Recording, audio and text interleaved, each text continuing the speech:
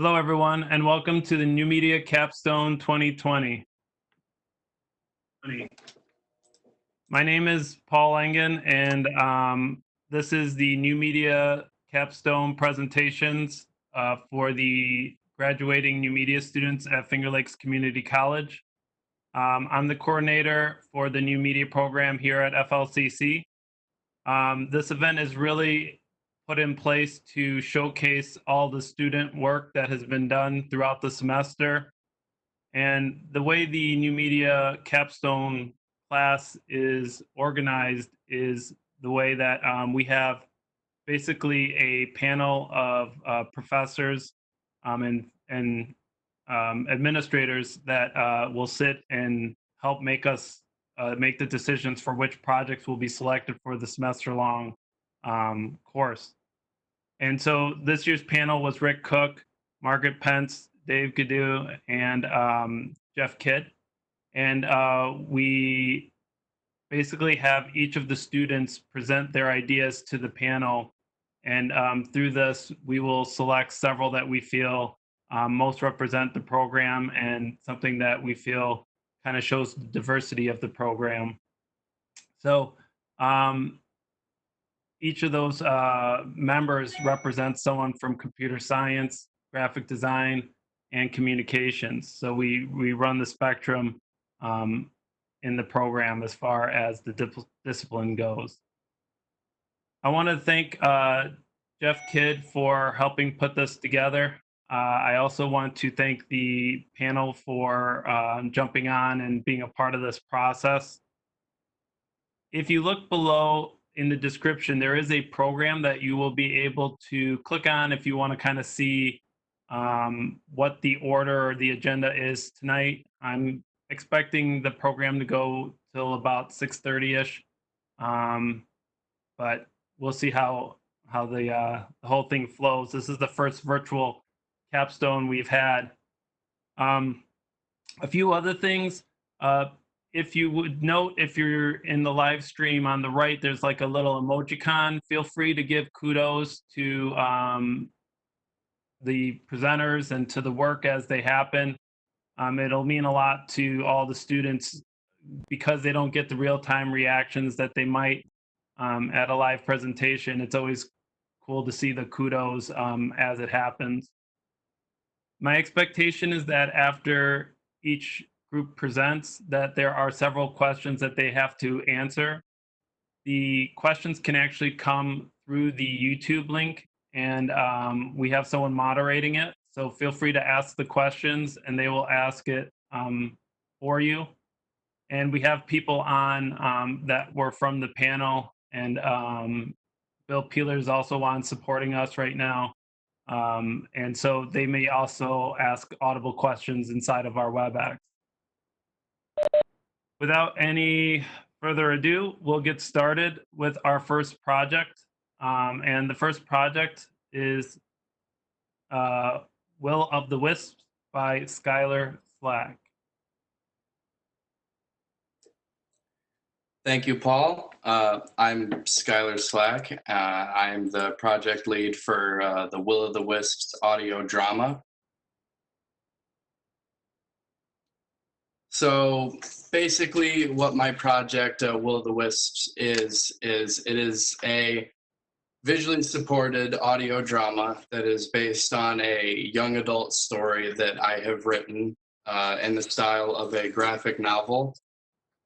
The episode format runs with a short intro and title sequence that includes some live action visuals that were shot by myself, and then it goes into the audio of the story being played over various graphic novel style visuals, and ends with another live action segment / credits.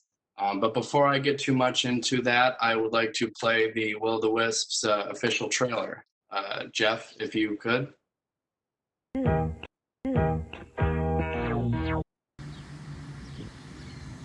Oh, didn't see you there. Wait. So I can't say that? Or no, I can't?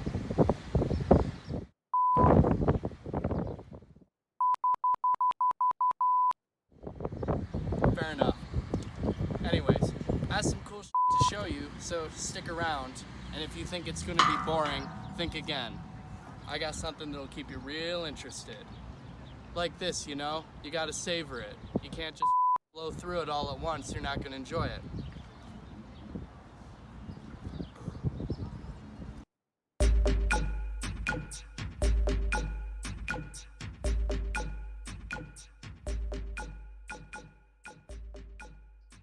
As Rail sat on an old bench that looked over the lake, he pulled out the lucky cig he had stashed behind his ear and studied it for a brief moment before lighting it. Exhaling, he leaned back against the bench and let the cold air coming off the lake chill him into pure bliss. He drifted away as if he was sailing across the water in front of him, wanting to forget about facing another year spent locked up in Underwood Academy, a mundane school for wisps. Azrael was part of that 1/3 of the population that was naturally gifted with supernatural abilities. Because of this, he spent most of his life in a classroom, learning about his abilities and how to cope with being someone that society considers cursed. His body swiftly turned itself transparent and smoky before phasing through the doors like a magician only wishes he could. A prank is one thing, but you don't with people's lives like that. Compelling. Son of a that wasn't even fair. I didn't even have time to turn around. He had a yearning for knowledge that school alone could not fulfill. I can tell by your mocking tone that you're not being very serious about this. Could you go one day without being indecent to people? She was sure that her focus would remain completely unbroken until the session was over. My burritos. I'm not exactly thrilled to go chasing danger, but people still need help. These flowers don't get enough sunlight. You gotta make sure to give them enough time in the shine. Morgan focused her energy and held the flower in her hand, causing it to stand up, then turn to face the sun. His dark, sunken eyes half shut, he carefully skimmed through the writings of his ancestors. It's Simon Lancaster. The Lancaster is silent. Remember that. Look, there's more to all this stuff than equipment and agents. The lights almost seemed to exhale dust particles of the past. See anything interesting? Any homicides? Double homicides? The screen was buried in layers of horrific imagery. Quit farming and grab your weapons before the ghouls start attacking. All right. I'm gonna be there in a sec. Or wait until they come closer. No, let's just keep blowing their heads off from here. Oh, can't we just stay inside all day and play games? Fine. What the hell? The f was that?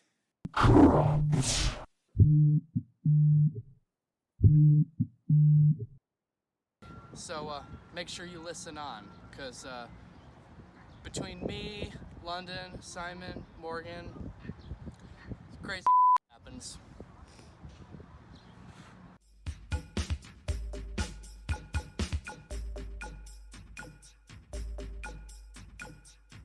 If you're expecting any more than that, like some ridiculous adventure, then I'm telling you right now, you should go home.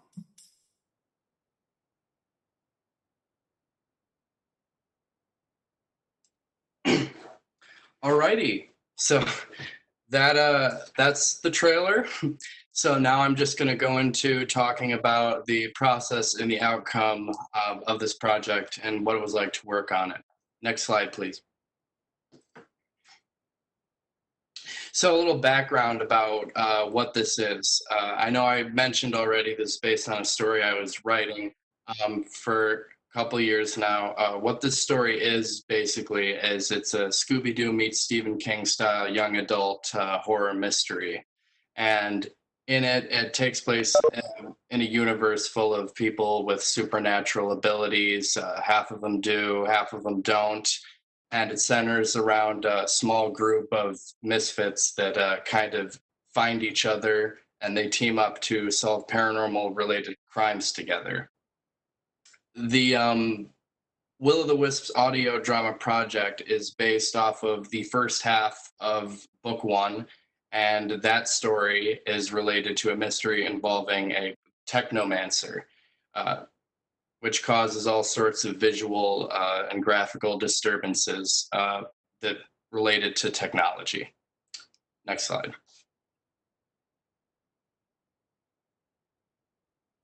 So the first thing I had to do was drum up these flyers and decide who I was going to have voice these characters.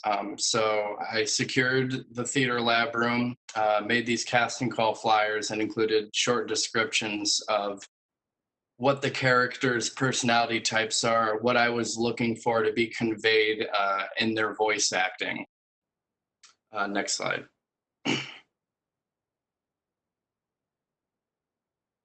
So once I started actually getting the ball rolling with this project, I obviously needed a little bit of help.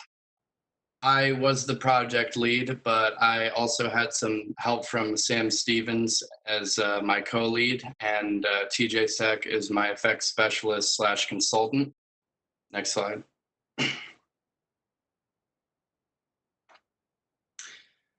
So once those flyers were hung up and the dates came, I had Kobe Masline, Sam Stevens, and TJ Sek join me and sit in on the auditions so that I could have them filmed and have people to discuss with after we listened to the auditions.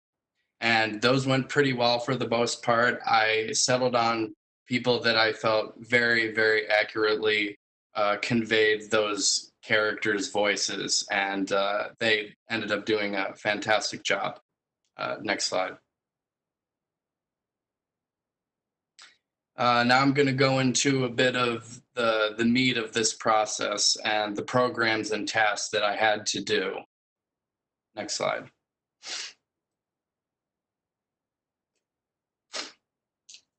So the first big thing that I had to do, and this was around the time that COVID-19 hit, just to put that out there in the timeline of things, was to draw these panels.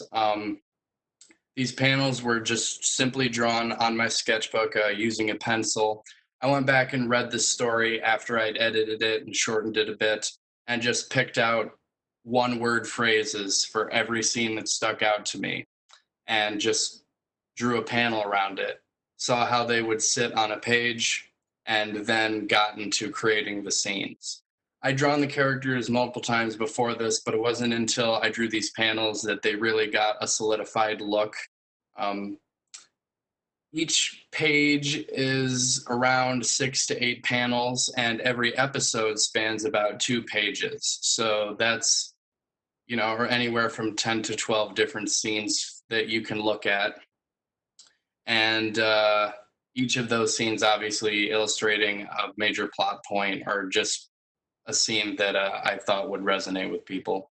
Next slide.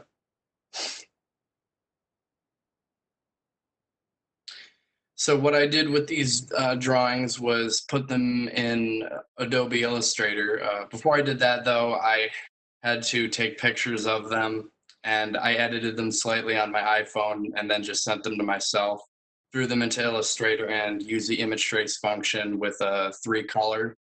And those 3 colors were all around the same red hue because I felt it matched the tone well. Next slide. Recording audio. This was actually really fun to do.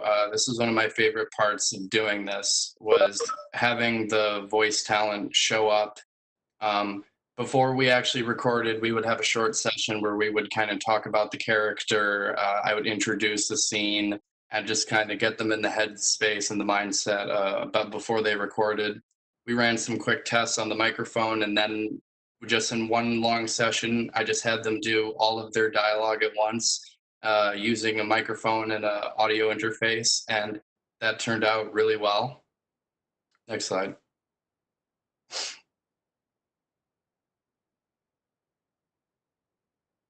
So editing the sound in Audition. That audio that I recorded was in Adobe Audition. So after we were done recording dialogue, I put some different sound / noise removal effects, normalized the audio, did what I could to clean it up. And in order to give it that extra atmosphere, there were effects thrown like reverb. A specific example would be if a character is talking in a big room, just having that echo, adding that extra kind of atmosphere to it. Uh, Same thing with the Foley sound, same purpose, but I also recorded some Foley sound using my microphone. So just making different sounds in front of the mic that pop up in the story. And then those tracks were just put in a multi-track with some ambiance sounds. And yeah, next slide.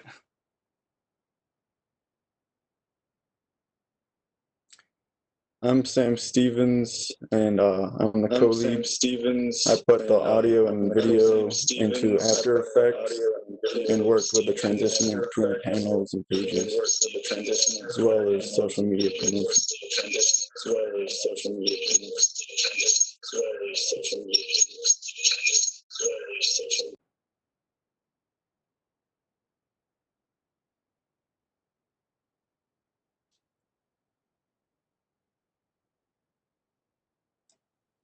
TJ, if you'd like to go ahead and talk about what you did.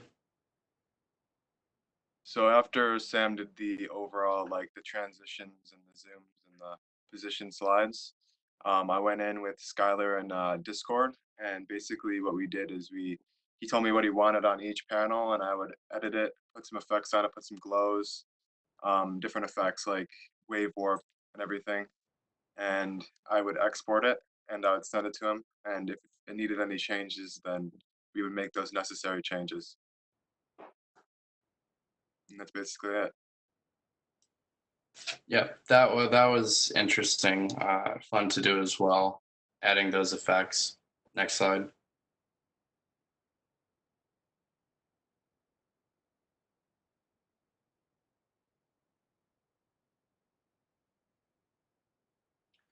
So once I received all that back to me, then I just put it in Premiere and imported some different music and ambiance that I had made, along with the opening title and closing sequence, made the credits, and put those live action scenes that I had filmed. Next slide.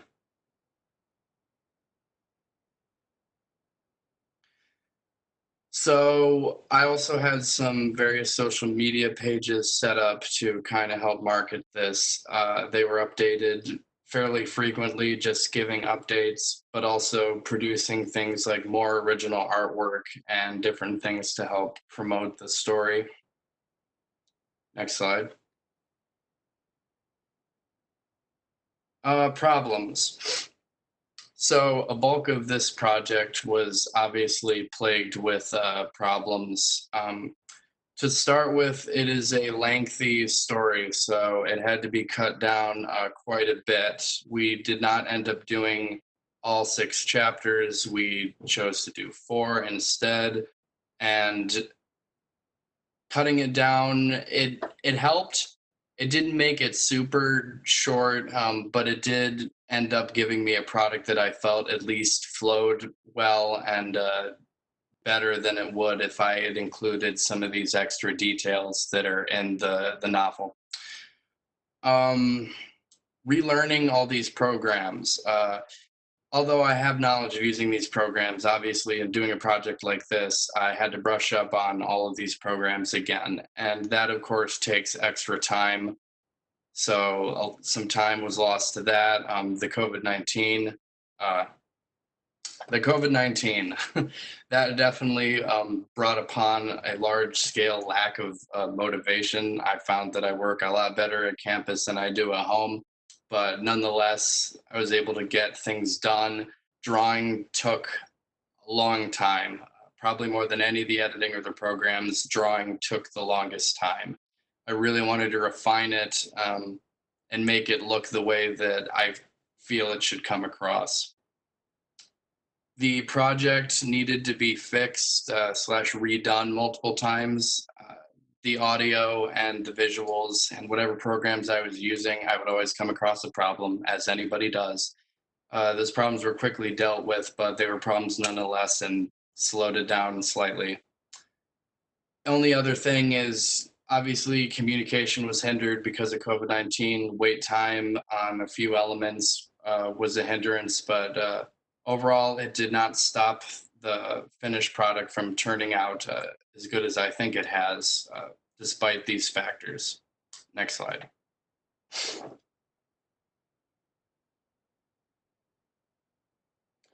The final product is on YouTube right now. I have half the episodes on there unlisted, but I plan on airing them every Friday starting this Friday on the YouTube channel, the Will of the Wisps YouTube channel, which is also advertised on the various social media pages as well.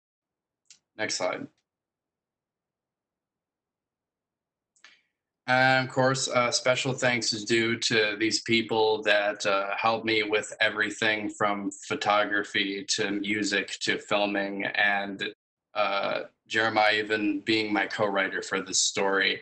I could not have done any of this without him, obviously. I didn't even make all the characters myself, but we've been building on it for almost 3 years now, and very happy to work on something like this with these people, these other people. My grandfather, of course, helped make the music because COVID-19 eliminated the chance for any music from music recording majors. And my partner, Asher, helping me take pictures and create original artwork, really good original artwork. Next slide. And at this point, I will be taking questions about the project.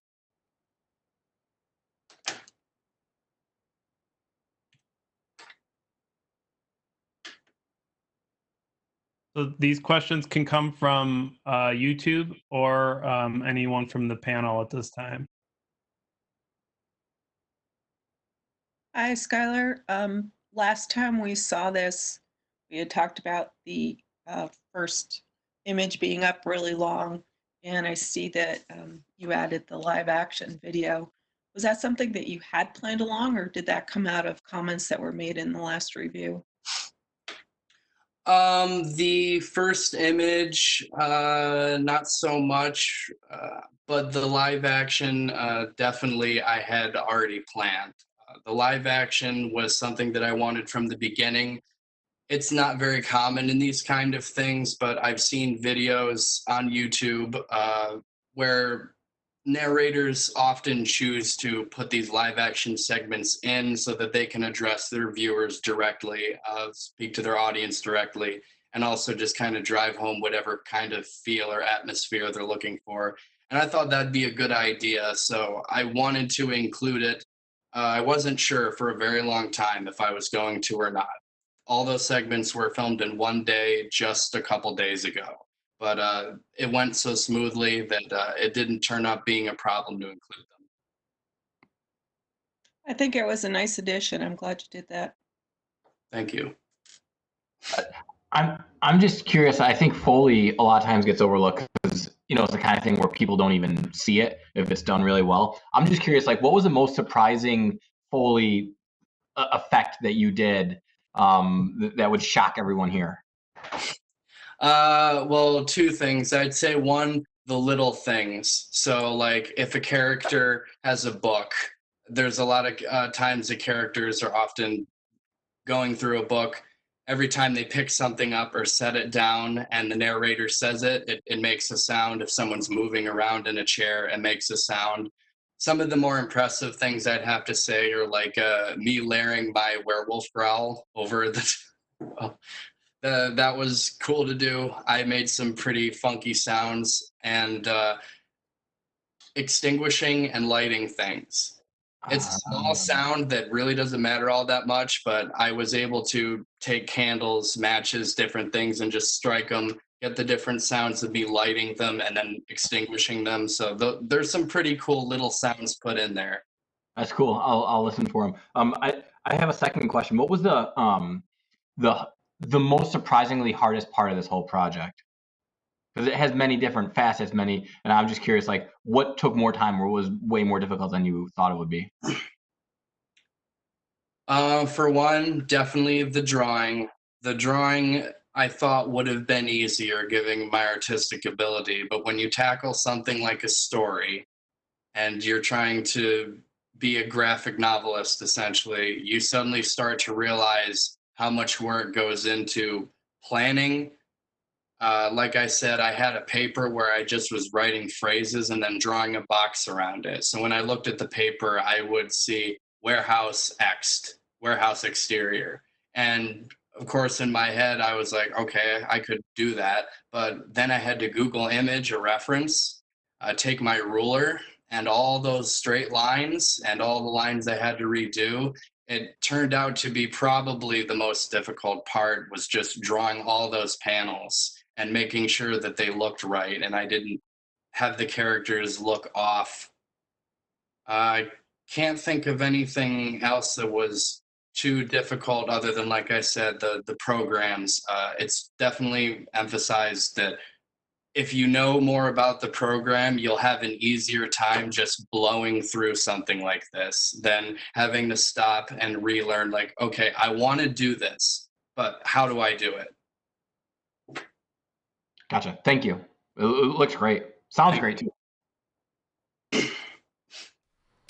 Hi, this is Jeff. I have some questions from people on YouTube. The first question is from former New Media student and alumni of the program, Colton K. Word, has asked, did you already have it written before the capstone class, and what was the writing process like?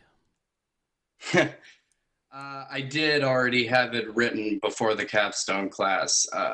All I did was, like I said, I took a couple things out of it that I felt were unnecessary. But since working on the capstone, the writing has not been tweaked that much. It came as a spur of the moment thing. It was just one of those days where I was with my friend who is the co-writer, and he was drawing Simon's character and the dining room table of our apartment. And I came out and was like, hey, what are you doing? And making characters. So I sat down and we made characters. And it was a thing that we just talk about, spitball back and forth. And that's how most of these things start. It's just something you spitball back and forth to each other. But when you start filling up notebooks and creating 8 Google Docs and creating a lore and a universe and backstories, and you actually start writing it, then you really know that you have something to run with. So the writing process, it is fun, but it's rough at first. I learned that I'm terrible at writing dialogue. I had to really speak it to someone to realize that, okay, this should be tweaked a bit. But the writing is obviously the biggest part of this project. I'm glad that I already had it done before I started any of this. Okay, here's another question from YouTube, also from a former New Media student, Bennett Schoonerman. What was the most rewarding part of this project? The most rewarding part of this project, honestly, is just to see it, just to see it in reality. When you take something in your head and before you know it, you have a visual, you take a character and you make it real. It's a fun experience. In my head, of course, everybody wants the best from their ideas. And I'd say if you have a good idea, you just run with it and you build on it. And even though obviously this isn't any full scale series, it's no animation, it's still cool to see your writing and hear voices for your characters, which I didn't have in my head before when I was writing it. None of them had voices. And for a long time, none of them had many visuals either. There was maybe like one sketch. And now we have entire scenes of them moving and interacting together as well as talking to each other. And there's a lot built because of this capstone to go off of in the future. And that to me is probably the most rewarding part. Next question from YouTube is from Rick Cook. What is your biggest takeaway from this? My biggest takeaway from this project is basically there were a lot of elements to it. And to market something like this, it isn't always going to go the way that you want. A lot of it is taking a gamble and going with your gut. And a lot of it is also trying to think, okay, what's realistic for me to do? The length of everything and trying to juggle keeping people's attention. It's something I can't always account for. And going into this in the future, we'll still be creating things for this. But the goal, I think, from the beginning was to have this in a way that everybody could enjoy it. For one, there's the people who are going to come for the story. There are people who are going to come for the visuals, even just the live action visuals. And there are going to be people who are going to show up for the dialogue, to hear it, to see things. And accounting for if somebody, for your target demographic, accounting for somebody to come for all of those things is unrealistic. That's not always going to be the case. So I think what I've learned is to continue with this project, but also explore keeping certain things separate. For example, keeping a version of the story that has all those extra details. The books themselves, when we publish them, that's going to be the meat of it. But when we do something like this, we've got to learn, okay, we need to rewrite it so that it comes across better in a visual medium. Because otherwise, you get this finished product, which of course I'm very proud of, but it is lengthy. So you start to see a bit of a disconnect here. But in the end, it's about trying to find a way to appeal to everybody. So in the future, there's definitely going to be just live action and just the book and maybe just the audio. Okay, next question is from Warren White. Tell us something new you learned about storytelling. Storytelling, things I learned about storytelling is how to appeal to people. We had people read the story a couple times. And of course, like I said, one thing I learned, my dialogue wasn't all that great. But also, when I was working on the story, I realized how important it was to introduce characters, play off of their strengths and their interactions, and appeal to the audience by building a world. You can't always just jump into something like this and expect everyone to see what you're trying to see. So we got feedback a lot of the time that was, it needs more story building, needs more story building. So we had gone in and wrote a couple more details explaining, like, there are wisps and they're humans and they coexist together. They don't get along. How society is, what does it look like? I learned that storytelling, you have to focus on a lot of elements going through it, but you can't lose sight of the things that are important. You've always got to make sure that you know how you're connecting things, how you're connecting with your audience, and where you're going, where you're taking it. And when you translate it into something like this, of course, it's about keeping the integrity of the story, but also how am I going to make this visually appealing to people when all it is a story. So you learned that the story in the end is the most important part of any project like this.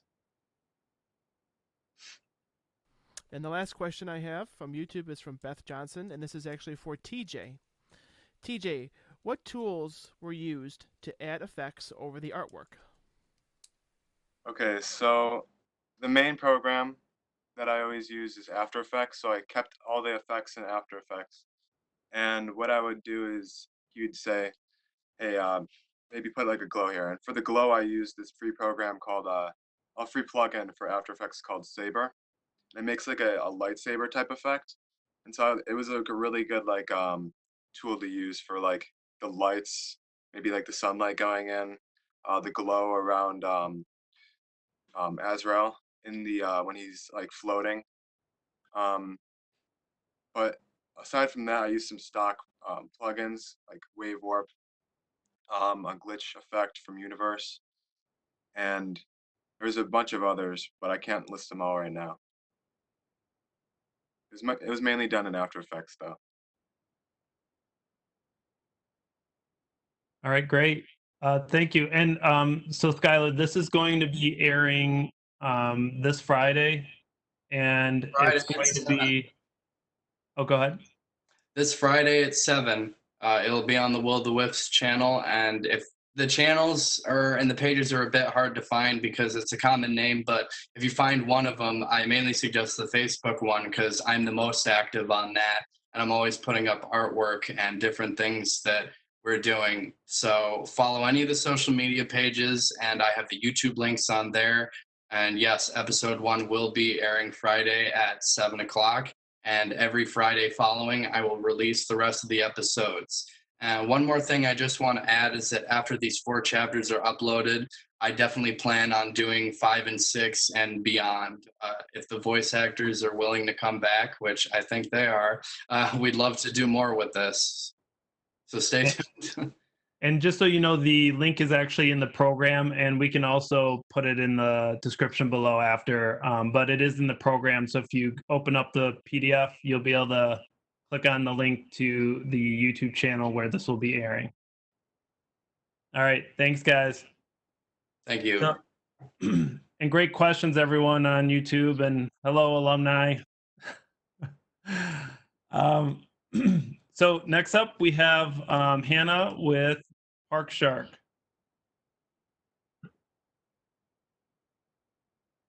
Hi, I'm Hannah Senyak, and I'm the lead of Park Shark. So Park Shark is a 3D parking game in which you are on one of the FLCC campuses, and you have to park in as many open spaces as you can before the timer runs out. Each parking spot is 1 point, and hitting a car takes away 1 point. So next slide, please. So our vision was to create each campus and their parking lot as realistically as possible. We wanted the game to be played using an arcade box with a joystick, and there would be an option to play against other FLCC campus students depending on the lot that you chose to play. We met with facilities, debated on self-standing versus wall-mounted game setup, and we decided on a standalone unit. We went as far as measuring materials to build boxes to fit the TV inside. We planned on having individual buttons for each campus and a webcam on each unit so players could see their opponent. Next slide, please. So I'm Hannah Senyak, the lead, and I did campus design, the blog, and campus outreach. My co-lead, Kobe Maslin, did 3D asset creation, campus design, and game development.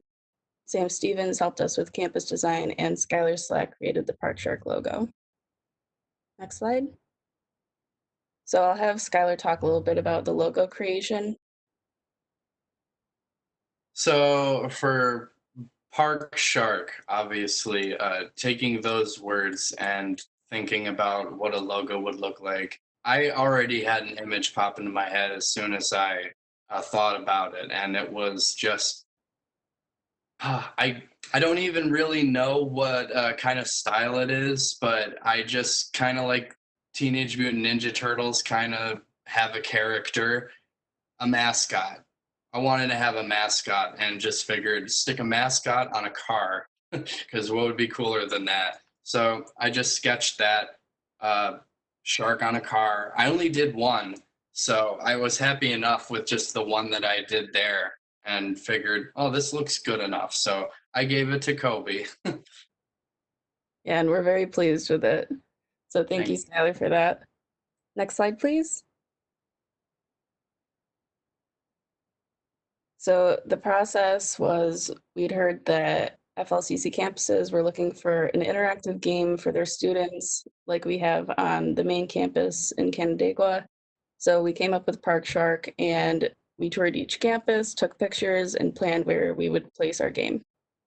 Next slide. So here are some pictures of our 3D mock-ups after going on the campus tours. On the left, you can see the Newark campus. In the middle, you can see the Geneva campus, and on the right is the Victor campus. Next slide. So we went into spring break hoping to start building our game when we returned. During the break, we found out that we wouldn't be able to return to the campus for the rest of the semester. After this, we lost about 2 or 3 weeks of production as we decided if this was still possible to finish or what we could do instead. So since we were unable to move forward with our original plan, we decided to make it a mobile app and started development after some research. And considering time, it became a single player game. Next slide. So I'll have Kobe talk about the asset creation. Hello, I'm Kobe Masline, and I'm the co-lead for Park Shark. The first thing we started to do was create assets in Blender. The first assets we created were the parking lines and the curbs. And then we got into more detailed stuff like cars and motorcycles and flags. Next slide, please. Next, we had to make 3D models of each building at each campus. To do this, we took pictures of each campus, and then you needed to crop out exactly a square around the building and then map it to a building in Blender. And then we imported those files into into Unity. Next slide, please. Next thing we needed to do was to find a vehicle script that worked. We use Unity for development in new media, and it's really easy if you can get an interface that's going to work well with it. And we found a really good controller script that we could use, and then we needed to figure out how to get it to work with our car. Next slide, please. So this was getting the vehicle to drive in Unity. This took some time to figure out how the script worked on the car that the Unity asset gave us. So after time, we figured out that the colliders and the mesh for each wheel needed to be in a spot over here to line up with the code. Once we had that all lined up, it worked really well, and we were able to put it in our scene. Next slide. The next thing we did was set up prefab curbs and parking spots. For anyone that doesn't know what a prefab is, this is a game object that can be used multiple times, and whatever is on the object will be the same throughout. And it would also be able to change dynamically. If you change one thing, everything changes. So the first thing we needed to do was make a set of spots that would be able to spawn cars. And also, if you drive into the spot, it would have a collider to hit the collider and tell it to give you a score. So once we created that, we went on to making a curb. The curb, all we had to do was make a collider, basically like a wall, so you couldn't drive through it. There needs to be borders in the game. Next slide. So the next thing we did was modeling the campus levels in Unity. So this was bringing in all the assets that we had created in Blender. I started by modeling the main campus. I made a very basic model of it. I didn't even have the textures on the buildings or any trees or anything. And then I handed that off to Sam and Hannah. And each of them were able to entirely create the Victor and Geneva campuses. And you see all 4 of them right there. Next slide, please.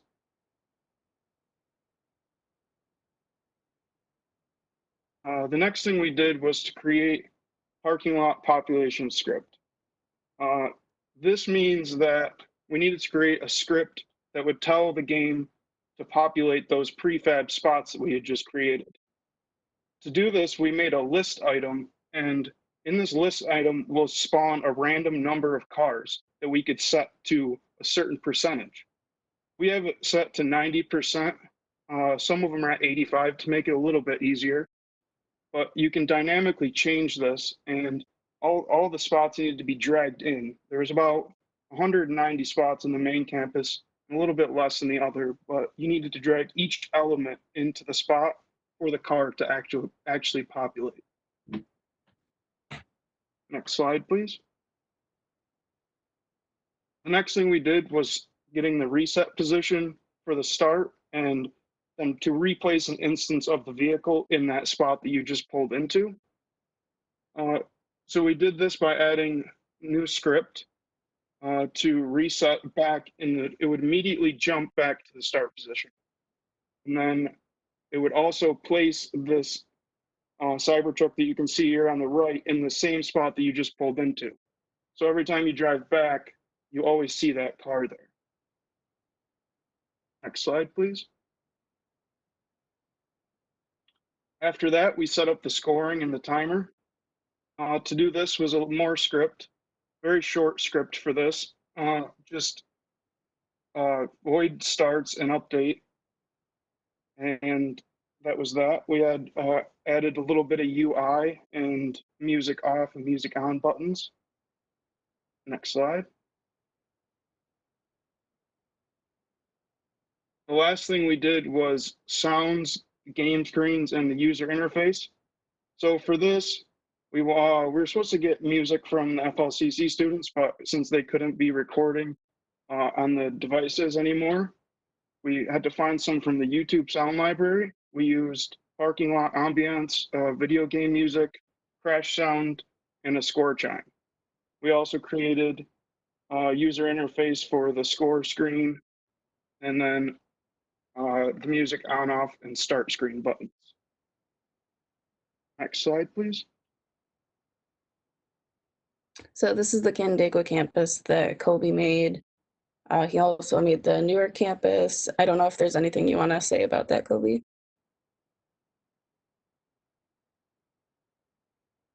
Nope, I'm fine. Okay. Yeah, so those are just the main campus and the Newark campus. We tried to make them look as realistic as possible. This is the Victor campus that I created. It just took a lot of time making it because we want to make it look as real as possible. Next is the Geneva campus. Sam, do you want to say anything about that? I think most of it should be in the video. Most of it should be in the video. Most of it should be in the video. So next slide. So problems that we faced during this was obviously COVID-19. It uprooted our original plan, but we made it work and turned our game into an app. Audio was a big issue. I'd been set up with a couple different students from the music department, and that ultimately fell through because not everybody has recording stuff at home and not everybody was on the same page. So we ended up doing YouTube library audio. We deal with coding issues. The car, it wasn't totally driving right. Sometimes it would tip or sometimes it wasn't able to be controlled, but we figured that out. Multiplayer networking was something that we really wanted to include so students could play against each other, but with the timing of everything, we didn't really have enough time to include that. And then testing, not everybody has an iOS and Android device at home, so we had to do testing through a couple different people. Next slide. So now we're going to show you a game demo of Park Shark.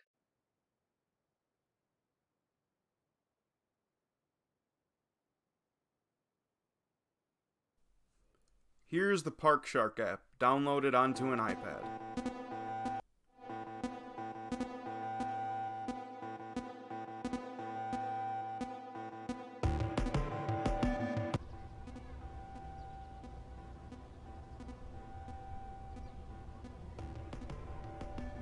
This is the Canandaigua campus. As you can see, vehicles are randomly placed in parking spots, and the lot is set to 90% full. The building models were created in Blender by mapping the images onto the cubes.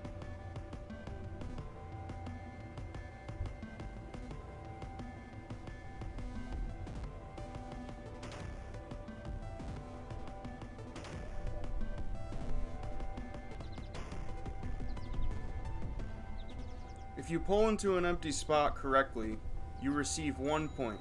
The Cybertruck fills the spot, and then you jump back to the starting point.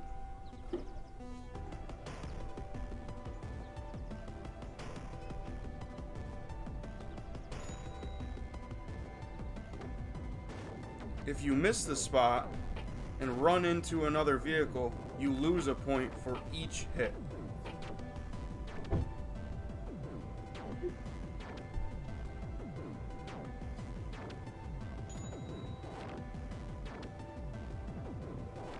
When the 2-minute timer is up, you can see your score and select a new level. You are able to turn the music off in each campus level. This also makes it easier to hear the sound of the Cybertruck and the parking lot ambiance. Here is the Newark campus. As you can see, there are motorcycles that make it tricky to see if a spot is occupied. Thanks to Dave Gadoo for the idea.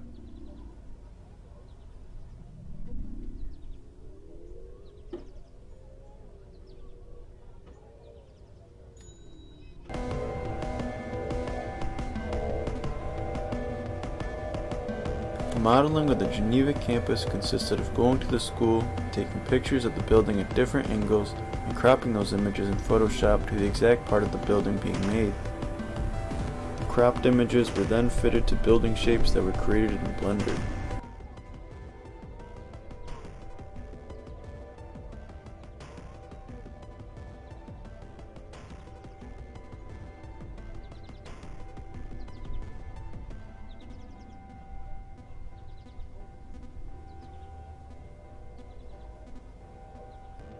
Here is the Victor campus level.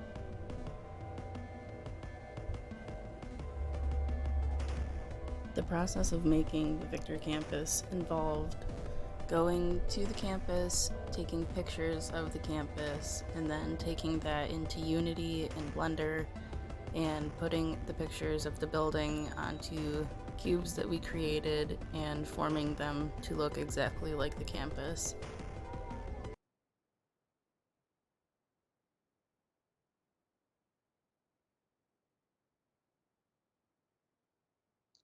So that is what our game looks like, and we're hoping to have it on the Google Play and Apple App Store this summer. Next slide. Are there any questions?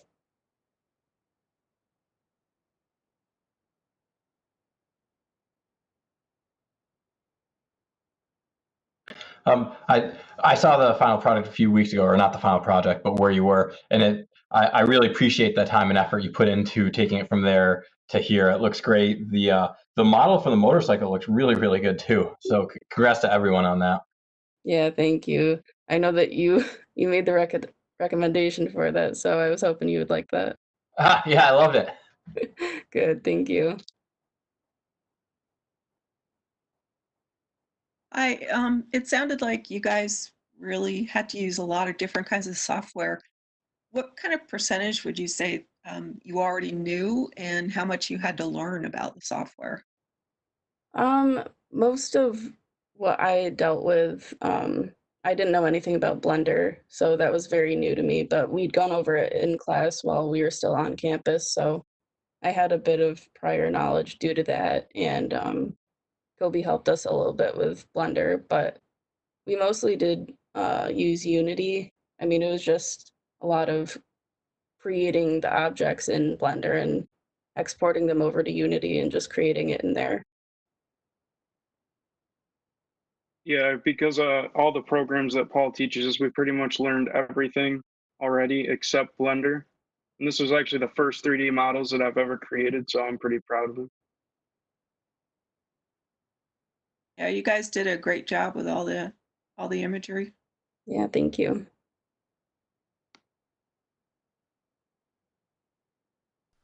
Hi, this is Jeff. I have some questions from people on YouTube. First one's from Jim. Are you happy with the app versus the on-campus arcade boxes?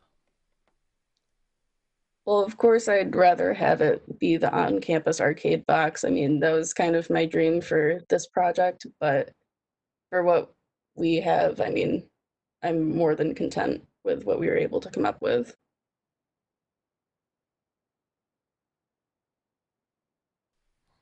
Next question is... Oh.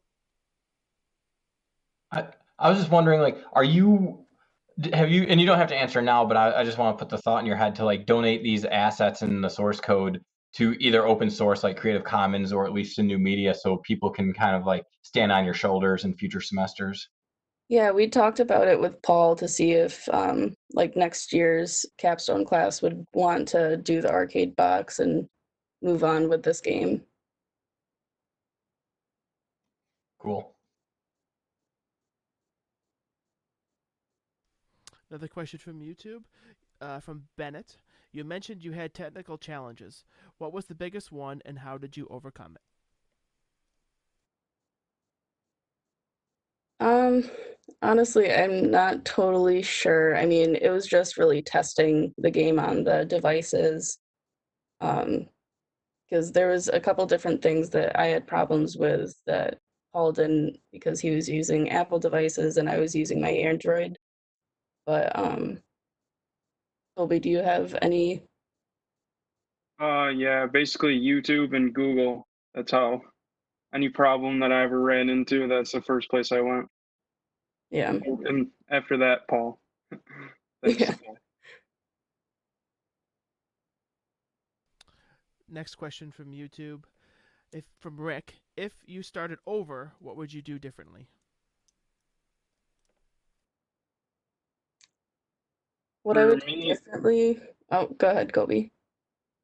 for me, when the biggest thing is when if we're to start over would be to make one level entirely built all the way out, and then be able to duplicate that level and manipulate it just a little bit to the looks. Would be a lot better because you have to do everything 4 times as it is now. I know it was one of our original thoughts. We wanted to have like 3 levels per campus. So probably to elaborate more on that and make it just a harder game, I guess. Next question is from Warren. Have any non-team members been able to take the game for a ride? I think he meant that to be a pun because in parentheses he says, sorry. No, I don't believe anybody else other than me, Kobe, and Paul have played it so far.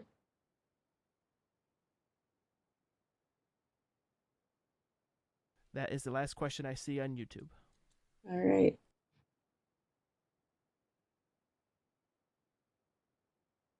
Another one from Jenny. If you had more time, were there other areas of campus or local places around town would you like to have designed? Not necessarily. I mean, we just wanted this to focus on FLCC and each of its campuses. We didn't really want to go anywhere outside of that just because we wanted it to be FLCC based, and that was the whole purpose of this game.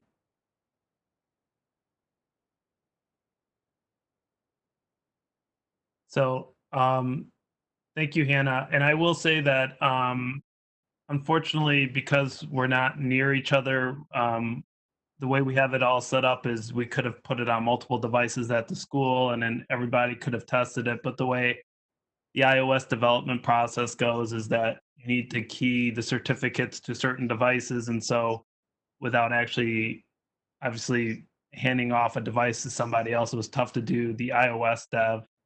Android development was easier for testing, I think. I did, the only non-participant was my kids playing it. And so I know my son was like, tell Kobe he needs to zero out the points. He needs to zero out the points.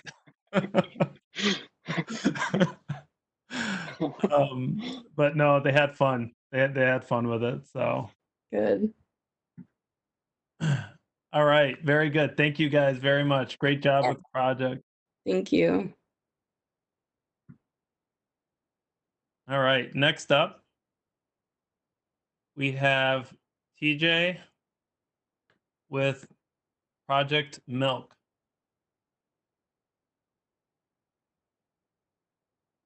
Hi, I'm TJ Seck, and I'm the project lead for Milk, the animated short film.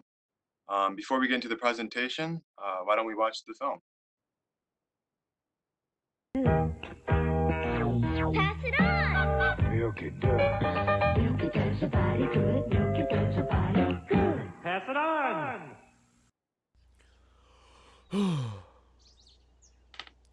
Cereal and milk, cereal and milk. I love cereal, cereal and milk, cereal and milk. I love cereal. Cereal and milk, cereal and milk. I love cereal. Ah, what a nice day. Time for some good old cereal and milk.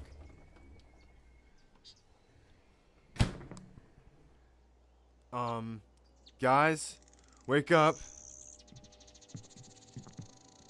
What? What did you wake us up for? It's the weekend and I'm trying to sleep in. Eli, shut up. Yo, chill. He's got a point. It's not even 8 in the morning and you have us up. Yeah, what's so important that you had to wake us up? Wow, you guys must have woke up on the wrong side of the bed, didn't you? What? Are you kidding me? No. Don't. Oh, whatever. I'm really not in the mood for this. Who took the milk? What? Who took the milk? I don't know what you're... Who took the damn milk? That's all I want to know. Wasn't me. Wasn't me. Wasn't me. Jesus, you guys are pathetic. I was just trying to figure out who took the milk. I mean, it's like, obviously one of you guys, because the milk doesn't just grow legs and walk out of the fridge.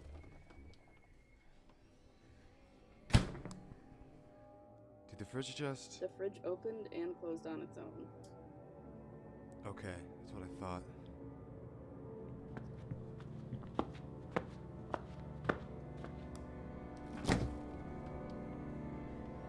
What? The milk was just gone a minute ago.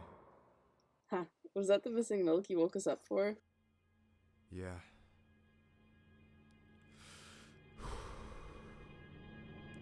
Here goes nothing.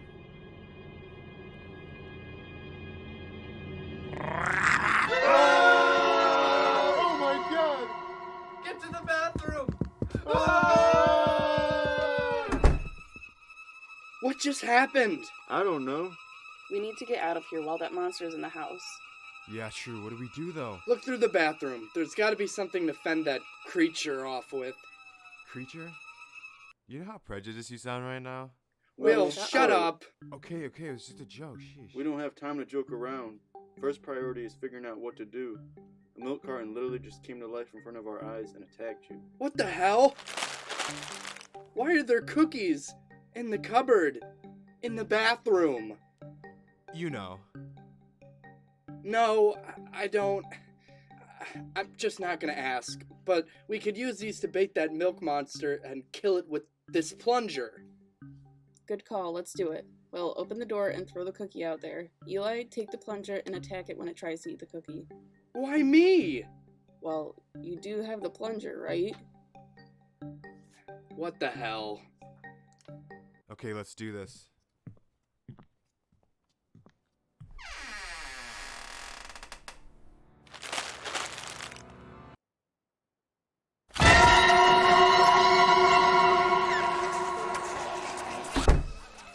Oh my god. We're screwed. What? There are hundreds of milk monsters in the house right now. What? When I threw the cookie on the floor, hundreds of those like milk monsters just came running through the door. I don't even know what to say at this point. Oh my god, they're trying to get in. Anyone have any brilliant ideas to get us out of this mess?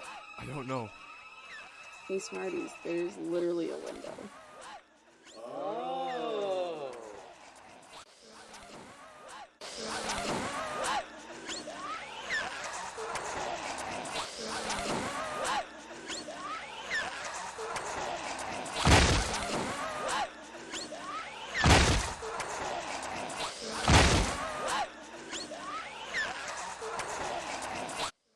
Okay, is everyone good? Yeah, I guess so. Yeah, I'm good. Yeah. If getting attacked by milk monsters is good, then I'm great! Okay, good. Let's get to the road.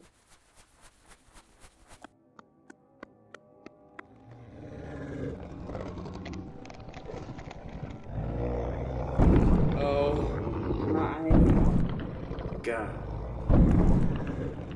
Ah! Oh my god.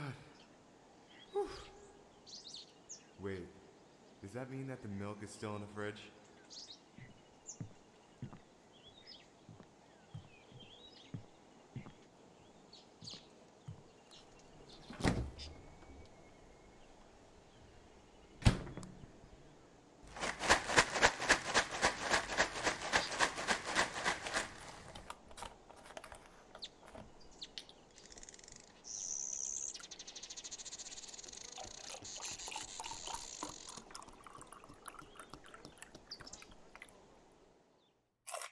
Oh, the milk's gone bad. Bruh.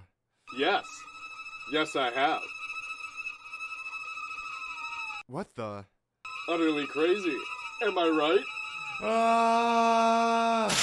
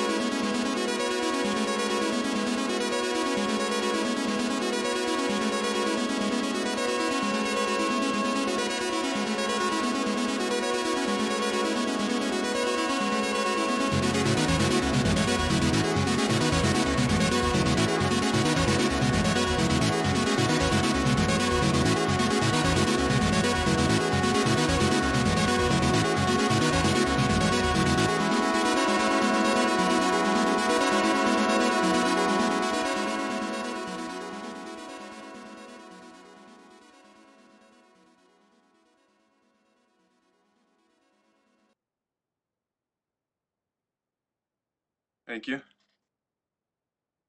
So with this project, here's the process and the outcome of the whole project. So first off, I'd like to go over roles, who was involved with this project, and what did they do? What did they do to help with this project? Next slide. First, start off with me. I'm TJ Sek. I'm the project lead, and as the project lead, I was director of animation. I wrote the script, storyboarded, background design, voice actor for Will, editor, soundtrack editor, and promotion. Next slide.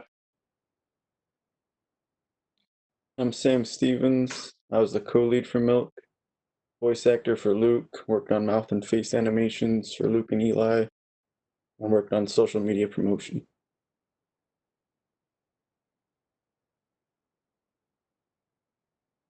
I'm Hannah Senyak. I was a voice actor for Mia. I did the mouth and face animations for Mia as well.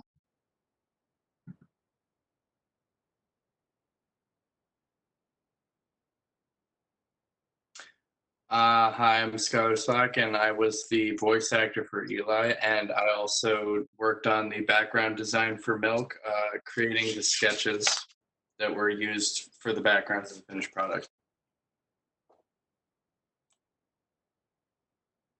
So the process, what happened during making this? How did this go? Next slide, please. So first, we had to create a story. We wrote down a few plot points, created this storyboard, and we went through a few changes through the storyboard, and then it got approved. Next slide, please.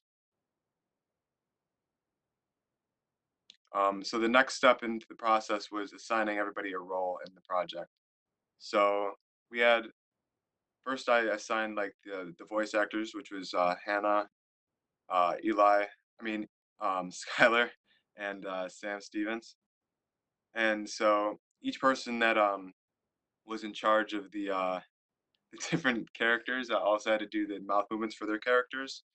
And for Skylar, since he was in charge of like sketching out the background designs, I assigned the mouth movements for his character to Sam. And Sam also took over for the blogging for the project. Next slide, please. So the soundtrack. First, we recorded a read-through of the script. Jeff, if you could play the read-through video for this. Here goes nothing. Just screams out of nowhere. What just happened?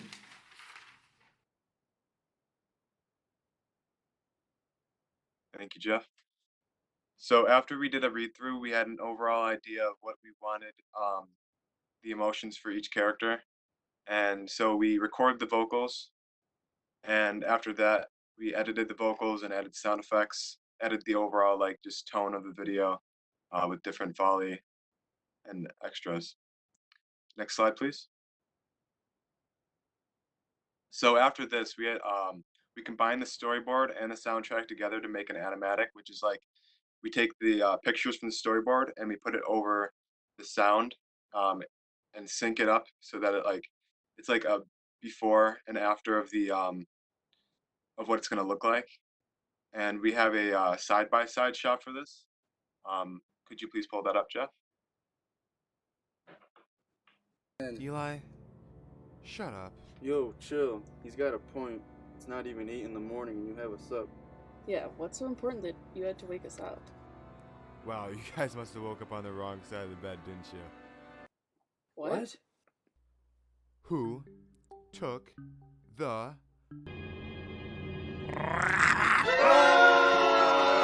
my god! Get to the bathroom!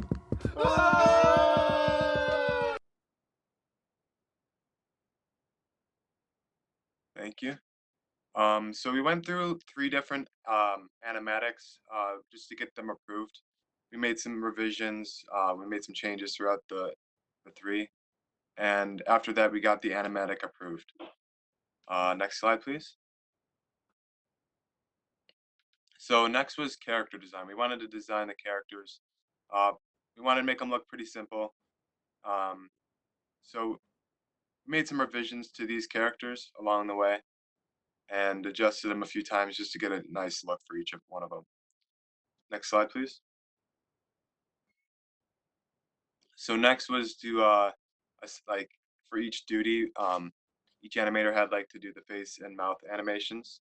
So first they'd have to do the mouth animations, and then they'd do the face animations afterwards in After Effects. Next slide, please. So after this is done, I synced up all the shots where the characters would be talking and on a master audio track. And in total, there was around 300 compositions for the whole film. And for each composition, we had there was like multiple layers within each one of these little layers right here. And there is actually a time lapse for this, if you could play that, Jeff.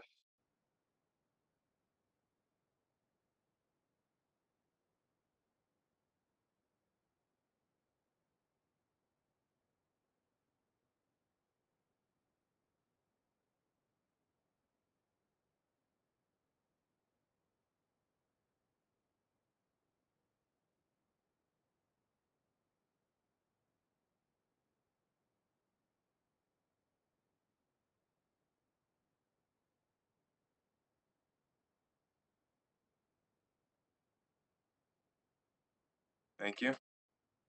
Next slide, please. So as you saw, there was multiple like compositions in each in the full timeline. And so this is what an average composition, the inside of a composition would look like. And as you can see, there's multiple layers within the compositions. So what we did is we would create like the background for the different shot, place the backgrounds in the corresponding scenes.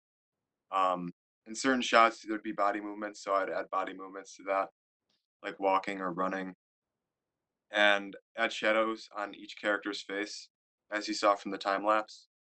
And in the fridge opening and closing scene, there is a lens blur.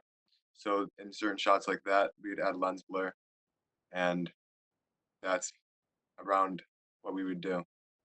Next slide, please. So after we did that, we would add extra details. So complete the scenes that have no dialogue. So if there was a shot with like no character talking, or a character like kind of just moving without talking, add that scene in there, and just overall minor details to the scenes. And on the final product, add a color correction layer on top of that. And then once that was done, create an intro and credits for the film. Next slide, please. So obviously there were some problems along the way, as expected. The first problem that I ran into was the original storyboard was rejected because of timing. And so what this means is I had a completely different story for this project, but the story was around like 15 minutes long, and that would have been impossible to animate in the time given that we have. The next problem was motivation for animation. So of course, like you'll get into like a creative rut, and you just don't want to do anything. You lose motivation for certain things, and I did overcome that a few times, but it was very fun working on it, especially because there was some learning curves I had to get around. Um, I was learning a lot along the way, including the animators from this project. They learned a lot in the process of making this, and so I had to create tutorials for everybody based on what I learned creating this. And COVID-19, of course, was a big problem, but it also helped a lot because it gave me more time to work on the project. And so, spending enough time at home, since I have the programs at home, I was able to use that time to work on the project more and put more time into the overall like workflow. And the biggest problem I actually ran into was rendering. So After Effects usually has its own render in Adobe Media Encoder, and Adobe Media Encoder actually decided it didn't want to work halfway through the project. So what I would do is I would just import everything into Premiere Pro and render it from there each time I wanted to send a progress report. And then, of course, finishing the project, adding the small details, um, taking critiques, and just trying to implement that with the time that I had. That was very hard. And that's basically it. Next slide, please. So for marketing, created a YouTube and Twitter and Instagram account for Milk, and I would stream the animation live, so people got to see how it was done, how everything worked, and I created a sneak peek trailer for the project as well. Next slide, please. At this point, I would be taking any questions.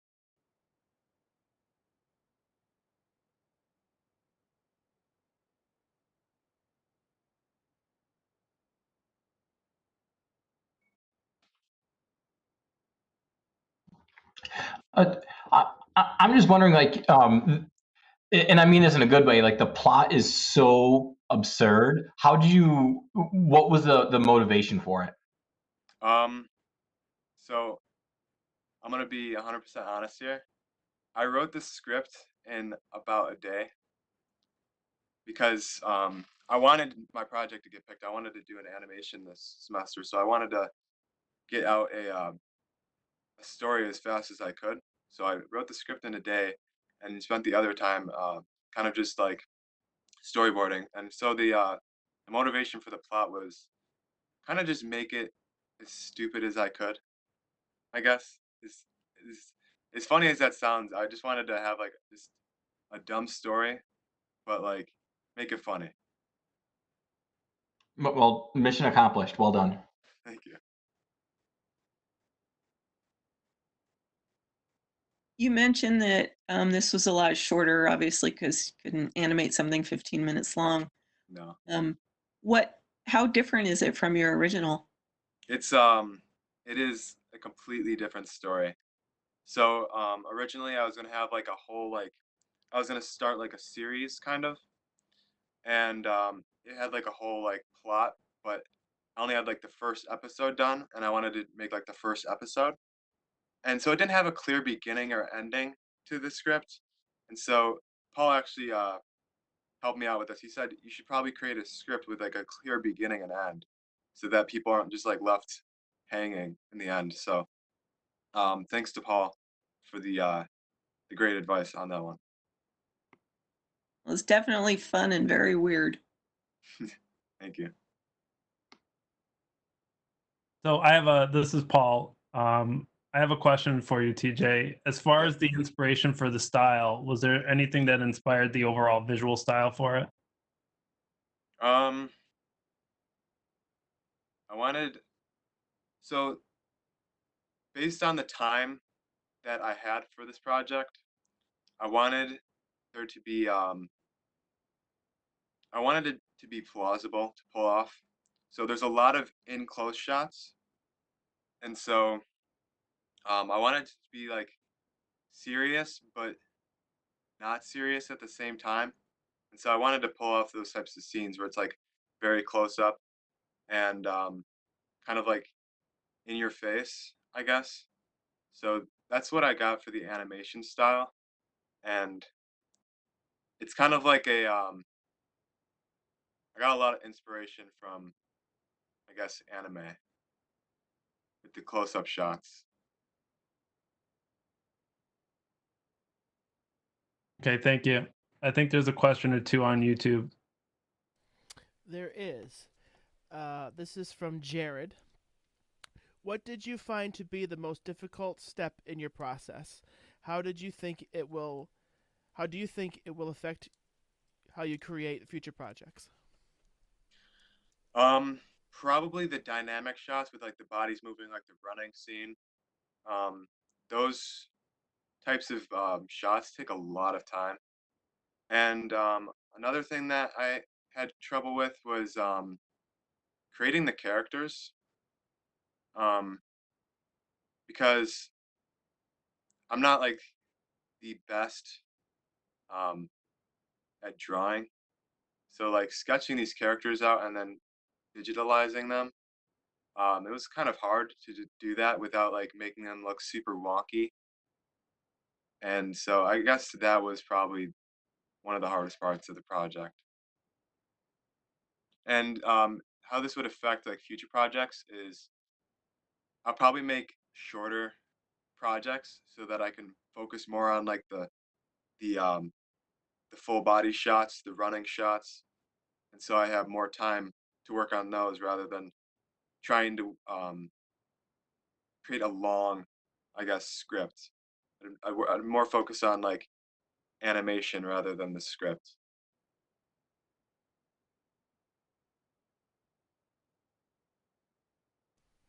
Okay, here's another question from YouTube. From Jim. Will milk be a cereal, or is it a one-off?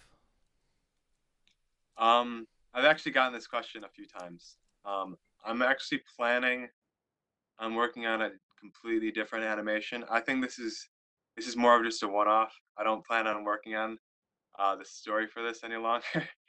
So I think it's just a one-off. It's a little short.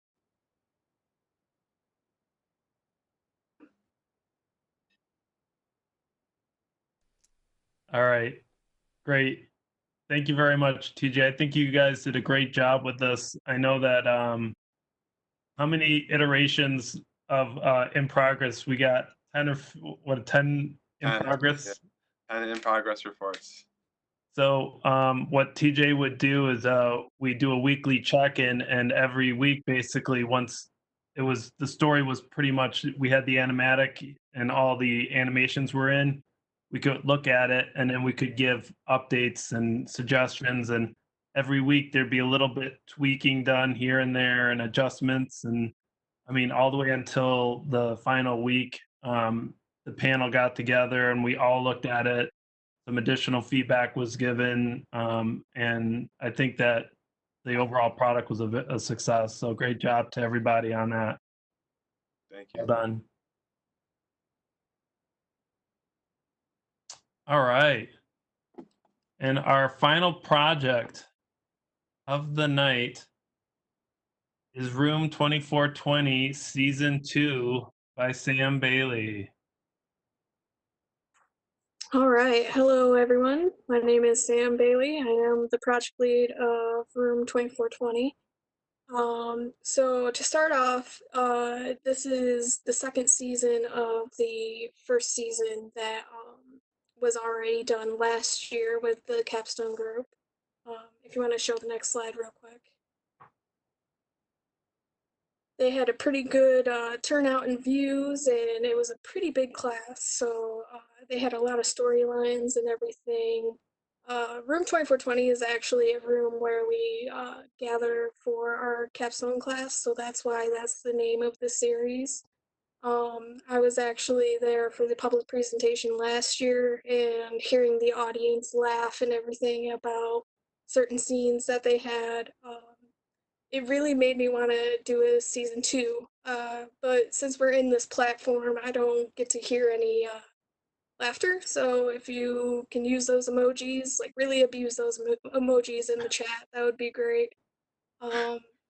So also another thing, so the capstone group last year, there was 12 students, and this year there's actually 6 students.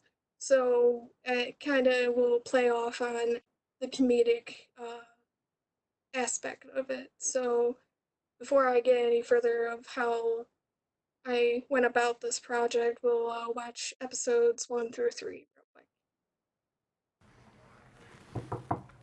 Oh, hey. What's going on, Jeff? Hey, so the computers are upgraded and ready for you. Oh, great. Well, I actually have my capstone right now, so why don't we go check it out? Okay, sounds good.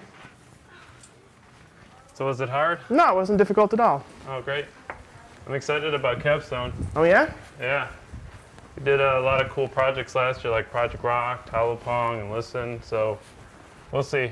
See a lot of people in there? Or? Oh, yeah, there's loads of people, but, well, good luck. My meeting's actually right next door. All right. Have a good meeting. Thanks, you too. Thanks again for setting this up. Hey, how's everyone doing? This is great. Wow. I'm glad you're all here. I'm very excited for the semester. Capstone 2020. The amount of projects we'll be able to do is going to be just amazing. We did some great things last year. I'm sure that's why you guys are all in here right now. So we're going to do some amazing projects. So the meeting for the CMEC internship is next door.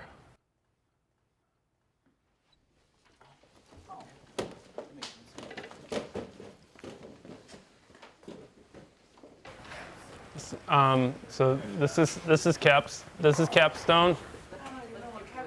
Dig 230. Dig Capstone. So this will be a great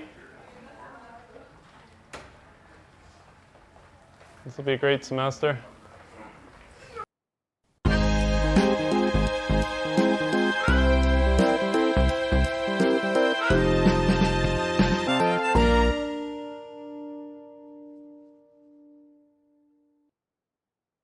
So based on the success of last year's capstone projects, I was very excited coming into the semester.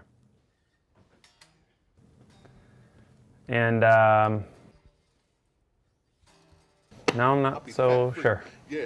You already know what's popping. Baby. Yeah. But, you know, hey, with this size class, at least we'll have an easier job picking capstone projects.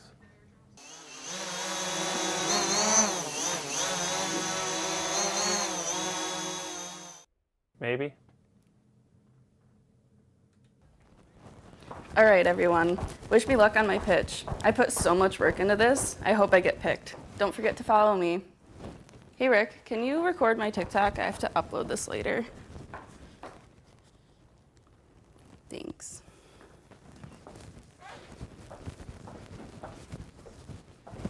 What the heck is a tic-tac? Alright, this is gonna be the dopest project ever.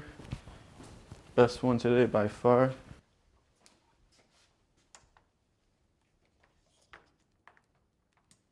I really like the VR one. And you have to solve different puzzles in order to find your way out. And so for the first one, I just wish I could have seen what he was doing. Oh, now I get it. Yeah, my man. That's what's popping right there. Yeah, you gonna crush this, baby. Yeah. All right, y'all. We're here to talk about milk today. Milk, the phenomenon. All right, hold on to that real quick, brother. So that's milk, right? I'm Isaac, my man TJ right here. So we're gonna talk about how milk goes bad, all right? My man's gonna wake up in the morning. Main character, his name Will. He gonna wake up, he gonna be like, yeah, I'm ready for some cereal real quick. He gonna go to open the fridge and get some milk, but it ain't gonna be there. Then he gonna run up on his folks in the house. He gonna be like, get up out the bed, Joe. He gonna be like, I think Isaac did a phenomenal job with his pitch. It was clear, exciting, so I'm really looking forward to seeing that one. Milk was actually TJ's project. TJ did milk? Huh. So, okay, well, milk and TJ. I'm looking forward to the TJ Milk project. Hello, my name's Kobe, and I will be presenting you the most amazing aerial film filmed entirely on a drone.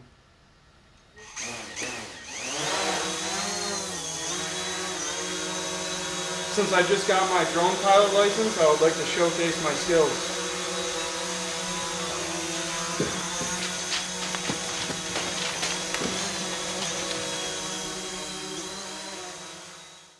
Damn fucking drones, fucking everywhere in my fucking face. All right, Capstone. Here it is, the big one. A project so profound and so detailed, it blew Yorick's face right off.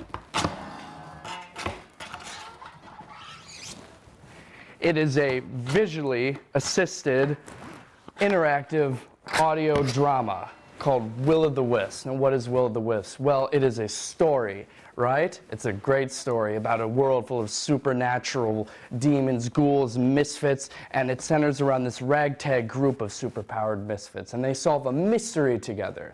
There's going to be Azrael, who's this half-ghost, and he has this friend London, who's a lycanthrope, and they meet this Hampton Hammersmith. He gets a hole blown in him, and then Simon rescues Sophie, takes her back to the mansion, and it ends. Bravo, Skylar. That was excellent. I love the attention to detail, the costumes, the storyline. Well done.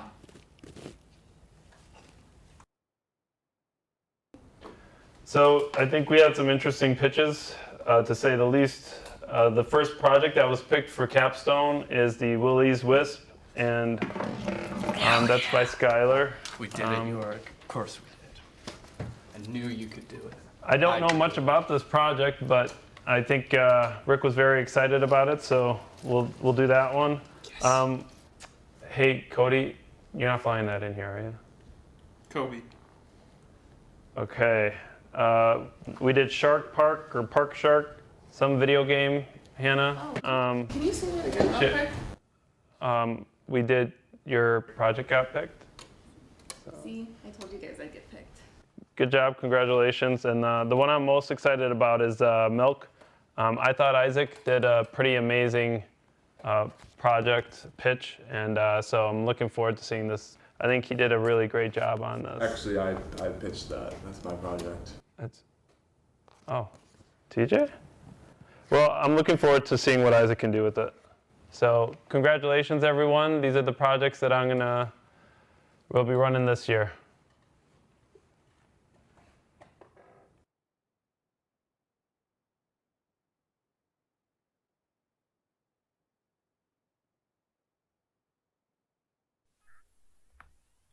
Hello, everyone. I know you're all so excited to see this next episode for Room 2420, but due to, this pandemic that we're going through, I'm gonna have to postpone until further notice.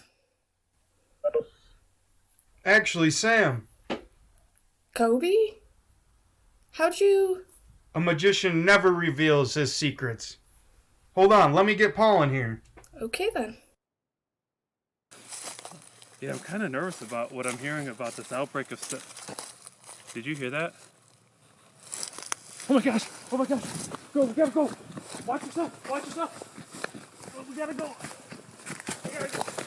We gotta go! Quick! Hide! Hide!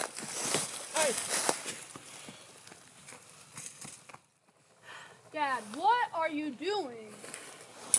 Molly? What? Didn't you hear about the outbreak? I thought you were in... You're being ridiculous. What are you doing? Why are you here? You were just chasing us, and what are you doing here? Aren't you supposed to be at school? No, we went virtual like you did. Mom didn't tell you? Virtual? What? Yeah, your students are at home waiting for you. We gotta go. Let's go. My students are at home? Yes, sir. Put a little sense in that stuff. What are they doing at home? Does Mom know? Yes, that's what she got me. To get you.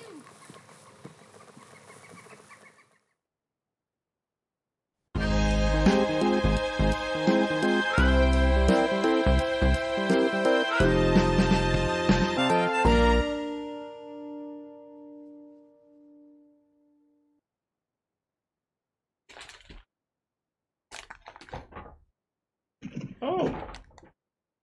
Hey guys, wow, my whole Capstone group is here. This is fantastic. Hey, Paul. Hey, Paul. Greetings, Paul. Hi, everyone. Hey, yo, what's poppin', Paul? Wow. Hey, so this is great. Thanks everybody. Thanks Colby for getting this whole thing together. This has been absolutely amazing getting this video platform thing going on. So what I'd like to do is I'll be setting up interviews for project leads and co-leads to get updates on the project. It's Kobe, and you don't need to talk so loud, and we can barely see you. You gotta move back. Okay, Okay. Can I just ask why this brother over here is wearing a mask up in your own house? To get sick. Don't you know there are people out there that need those masks? What the hell are you doing over there trying to sanitize your screen? You are in your own house. Trying to You're the only one touching that screen, brother. Okay. Okay. So, Hannah, TJ, and Skylar, now's the time for you guys to pick your co-leads, please. Kobe's one of the best coders in the class, so I'm going to ask him to be my co-lead for my game. Hey, Kobe, cool drone. Thanks, I call it Mavic. Oh, like the Tom Cruise and Top Gun? Cool name. So I was wondering if you wanted to be my co-lead for Park Shark.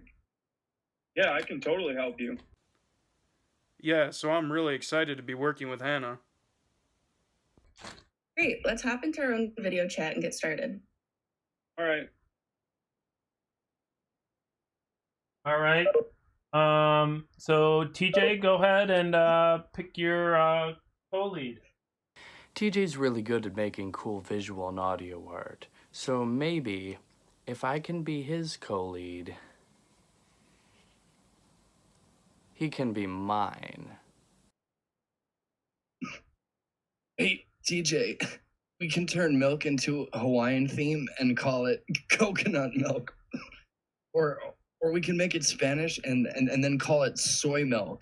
I know that one was kind of a milk dud. Get it? Milk dud. Yeah, totally. So I'm gonna pick Isaac for my co-lead. That's what's up. Already know.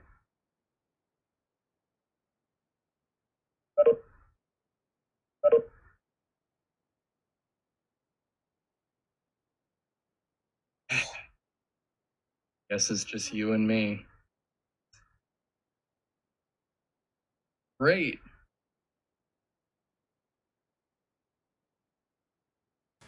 I don't know why no one is taking my project seriously.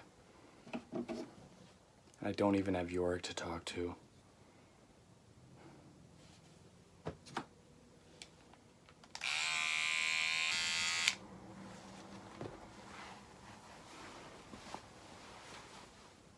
There.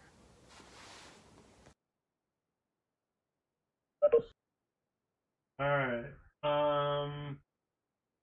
All right. So I think with all of this, we'll be Hey guys, where'd you guys go?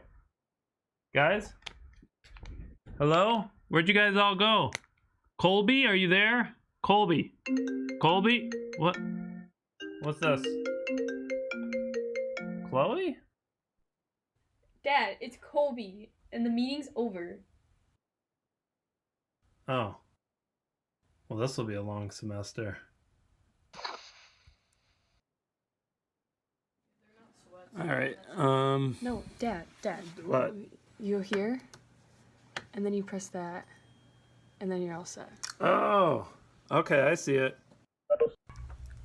Hey, Hannah. Hey, Colby. So, now that we can't meet, what are you planning on doing with the project?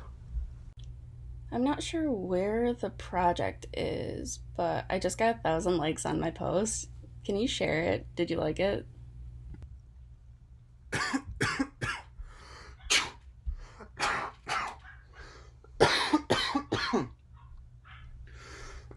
Hannah, what's the plan? Since we can't be in the building to build the game, we're gonna make it a phone app. Look, I even have a game mock-up to show you.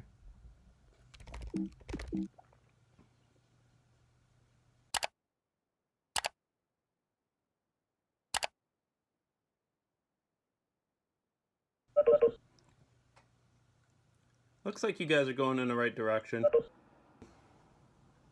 Oh, hey Skylar, what's going on? What are you doing? Come on, seriously? You call that effort?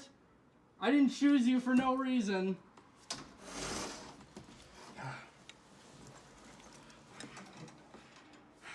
Why, I'm recording my audio. See? They're right out there. Are you okay? Come on, guys. I get that this is hard for you, but I'm just asking for a little more motivation here. Where are you going? You get back. I'm a little scared to be around people, but I'm getting the audio done. I know I freaked out a little bit, but I think Skylar is losing it.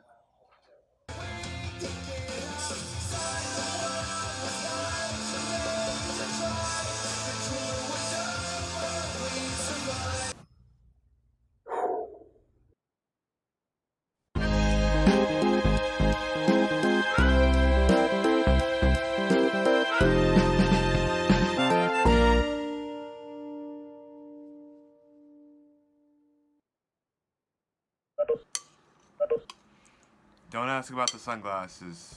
I'm just protecting my eyes from coronavirus. Duh. Yo, Skylar, didn't you see that the coronavirus can infect tigers as well? It's like they're not immune to the coronavirus. You know, Paul, this whole pandemic thing is just a ploy to help increase Instacart and Amazon sales. I mean, damn Jeff Bezos. Bastard. So, how is Milk coming along? Well, it's coming along great. You want to see the trailer? Yeah, let's see it. Jesus, you guys are pathetic. I was just trying to figure out who took the milk. I mean, it's like, obviously one of you guys, because the milk doesn't just grow legs and walk out of the fridge.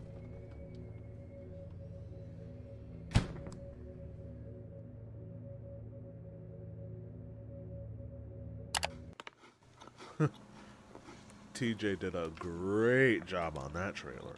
You already know. You already know. Yo, TJ's project is actually almost done, man. It's just, I don't know. He been going on about some Amazon and Instacart making me worry, yo. Yeah, man, Amazon's making a killing off of this pandemic.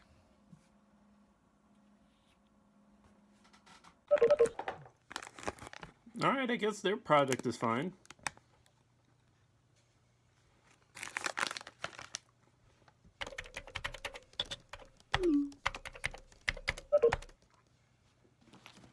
Wait, Kobe is sick?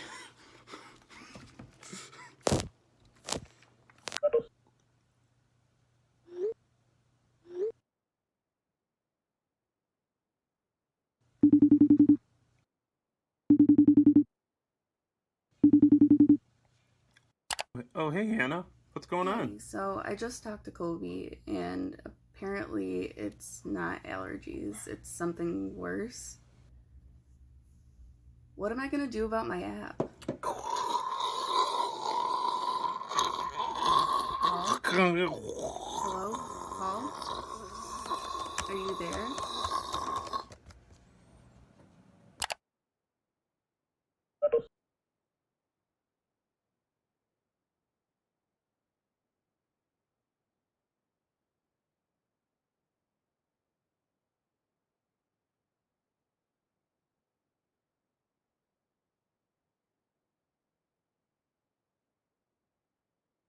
All right, so that was episode 1 through 3. If you want to go on to the next slide, Paul. So the original storyline, I actually brought in Isaac to be the 6th person in our capstone class because I wanted to be strictly behind camera, just to be able to control like the fast zooms and all that. And we were gonna have 5 episodes. So the first episode was basically choosing the projects. As you saw, the second episode was gonna choose co-leads.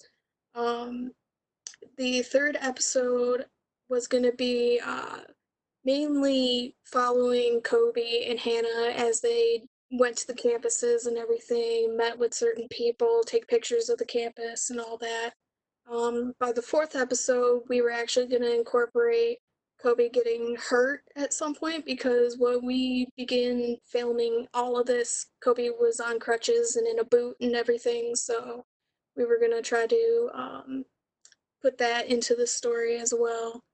Um, And like with Kobe getting hurt and everything, we were actually going to reach out to the Geneva campus because they have like a nursing section in their building. So it was going to make it look like a hospital scene. And we were going to try to reach out to the local ambulance crew so we could have like him riding in on an ambulance. It was going to be a big, huge plan.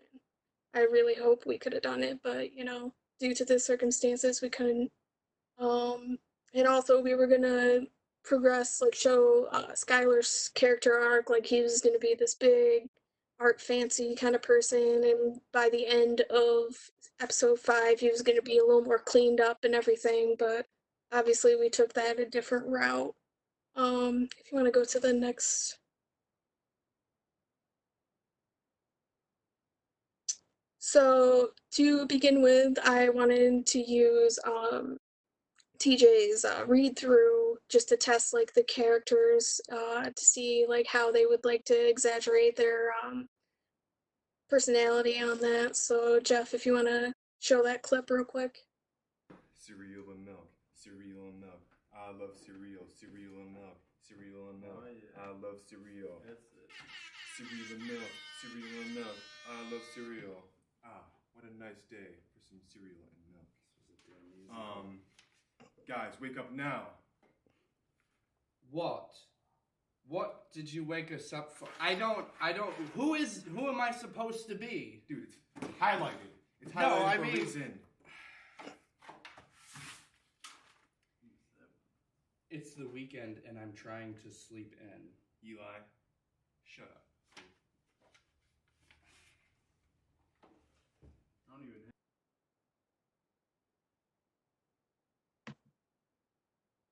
So basically, we had to like tweak some of the personalities. Like for Sam's personality, he was supposed to be TJ's hype man, but Isaac ended up being TJ's hype man because it was a little more.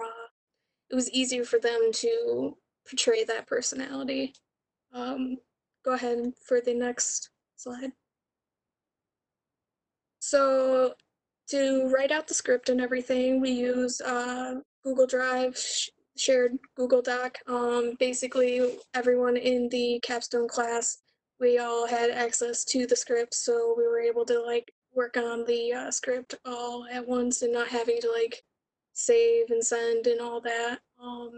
Also for the first episode, also want to say thanks to Jim Perry because he actually helped a lot with the script, especially with some of the comedic stuff and just like helping us finish our character arcs and everything. And also thanks to Jeff Kidd for letting us rent the equipment and everything, helping me choose like what was the best camera to do like the first episode and everything. Um, so you guys are a big help. Thank you very much. I'm ready for the next one. So in the first episode, we actually redid the drone scene, which in season 1 they had their own little drone scene, which is on the left side. It was snowing and everything, and it was like the resolution was actually a little less than what we were able to capture with the other drone shot that we took on the right. So basically, for the whole intro scene, I redone just to like give it a feel that it's a brand new season, like we're doing new things. So go on to the next slide. So yeah, episode 1, it was a lot of fun. It was nice being able to have so many people fill the room during college hour and everything, just to give it that comedic part where there's literally only 6 capstone students, half the amount of last year. Um, Doing like the interviews and everything, like that was pretty fun because you were able to like, kind of coach how you wanted them to say their lines or something like that. The picture on the top right, that was one of the techniques that we were trying to do, Skylar pulling me down the hallway because I wasn't getting a nice smooth tracking shot, which now that I'm thinking about it, I probably could have done the tripod dolly. um and So for episode 1, I actually had a few audio problems. I was actually trying to prevent that because also in season 1 they had some audio problems as well. So I reached out to TJ while we were all still in school and everything, and he helped me a little bit with fixing some scenes and bumping up audio and everything. And also another thanks to Jeff for helping me figure out the white balance and everything, because all the cameras, we were using 2 cameras to take one scene. So like the white balance and the color correction was all off for some reason. So thank you again, Jeff, for helping me with that. Go ahead with the next slide. All right. So, what did COVID-19 do to the show? Well, it did a lot of things. So basically, COVID happened right around spring break, and since spring break got extended, that pushed my timeline just a little bit out as well.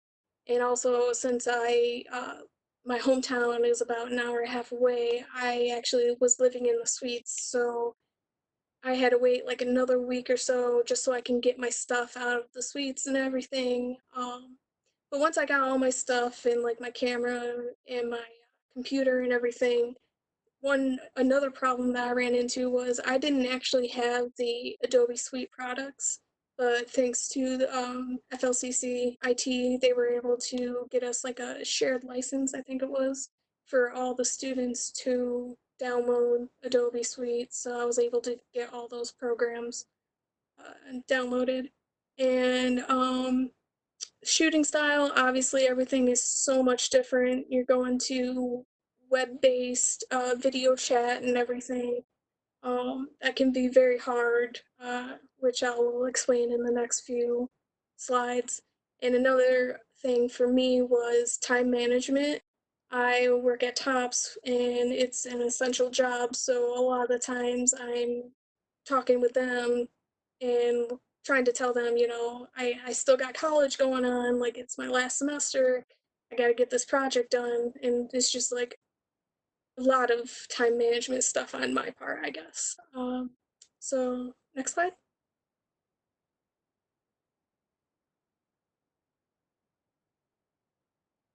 So these are the differences in the interesting that I actually tweaked after the COVID. I had a very nice time lapse hallway fill scene when I first shot for the first episode, and since COVID is going on, no one's in the school now. So another thanks to Jeff for giving me that footage of the empty hallway, and then I just did like that little caution sign quarantine over room 2420. All right, next slide.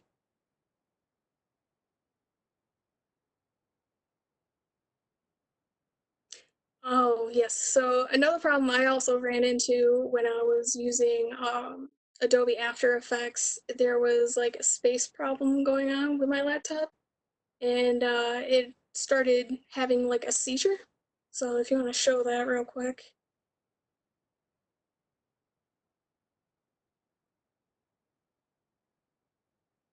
The screen just kept on flashing, and it wouldn't even open like my project or anything. It was not a fun time.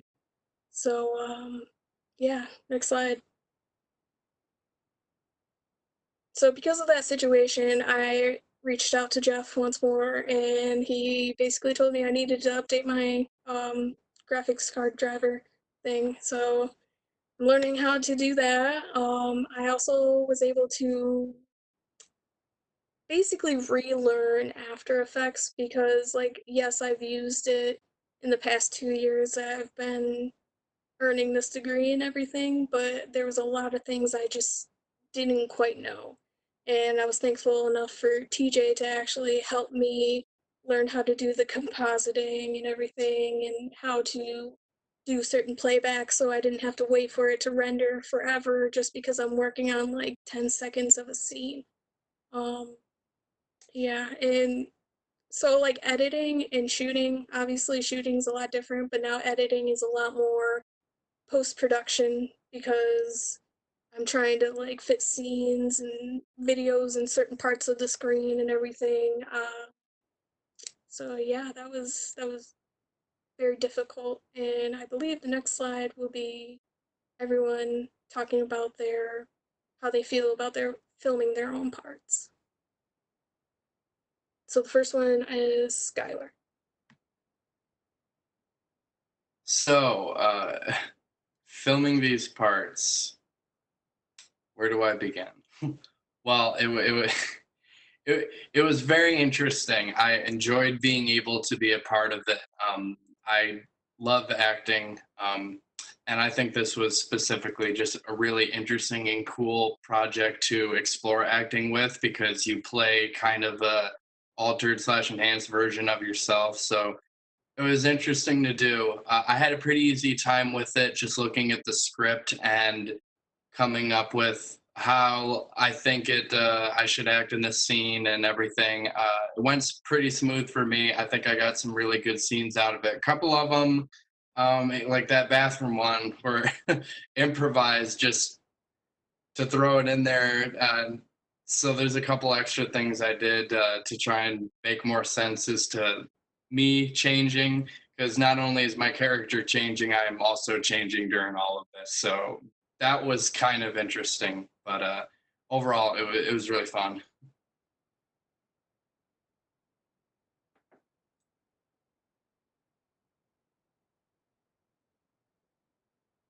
For me, overall, filming at home worked out very well, actually.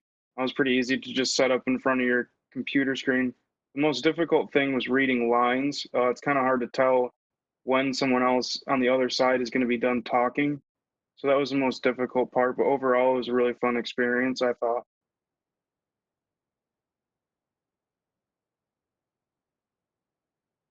I agree with Colby. It was definitely hard with the timing, and my character is about the polar opposite of myself, so it was a bit of a struggle to kind of find that character in myself. And recording wasn't too bad, other than having 3 dogs that constantly bark, but that was definitely something that I was able to overcome. Other than that, I had a lot of fun.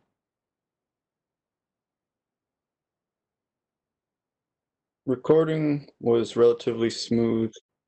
Only real challenges faced were probably trying to memorize all the lines by heart so I could read it in an authentic way without sounding like a robot. But besides that, it was pretty easy transition to filming off phones and computers.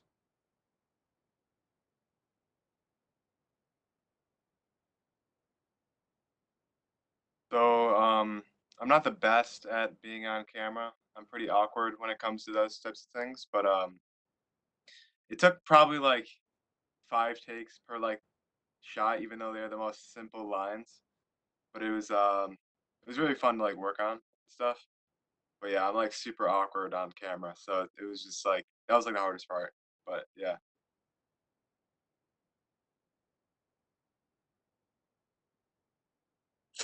So yeah, as you can tell, filming definitely changed.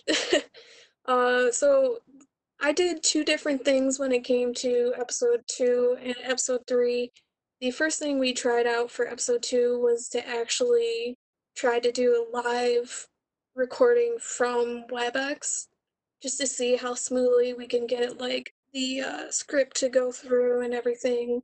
Um, and at the time, I didn't think it would be that hard to edit if it was filmed all at once. But there was a lot of challenges with like video cutting out. That was not fun. So the screenshot of the live recording is on the left. On the right is actually all the composite or all the videos and everything, the templates and all that I needed to actually do episode 3. And I brought it into, so like all the desktop stuff that you saw in episode 3, I brought all that into Adobe After Effects and just done like all the tweaking and the compositing and all that through there. If you want to go to the next slide. These are the comparisons of like each timeline. So episode 2, like all the editing and credits and sound and everything is all on the right side and just strictly through Premiere. Um, did I say right side? I feel like I just said right side. Yeah, I meant left side. Anyway, on the right side, that's the episode 3 timelines, and basically I was able to just export everything that I composited into After Effects right into Premiere, and it made editing a lot easier. It made doing pacing and everything of the video a lot easier. So yeah, that's the 2 programs I really used in in that episode. Go on to the next slide.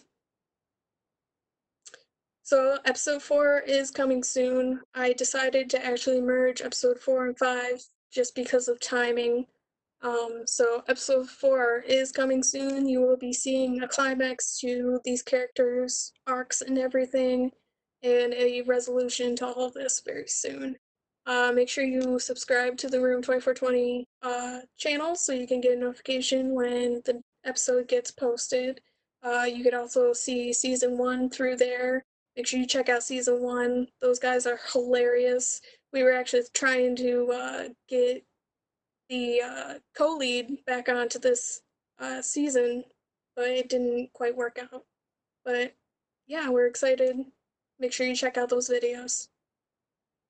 And I believe the next slide. Any questions or comments?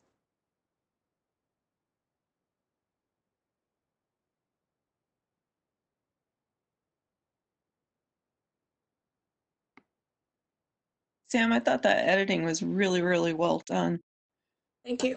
Looks like you put a lot of time into it.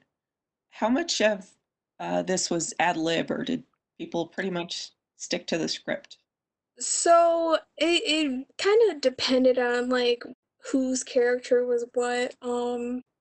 Some, like a good majority of it I actually had scripted, but like for some of Skylar's stuff I let him ad-lib it just because he knew how to bring out that extra personality that I was asking for.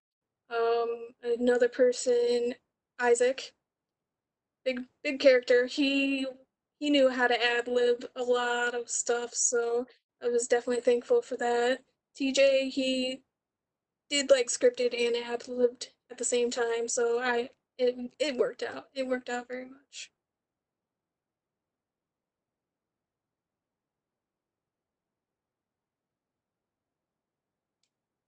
Anything else?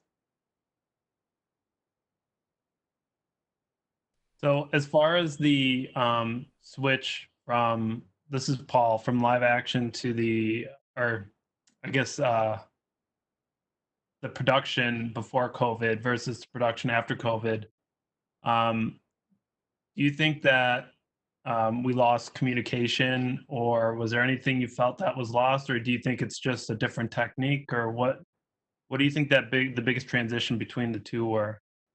So when it came to this project, when it started out very strong. There was a lot of communication.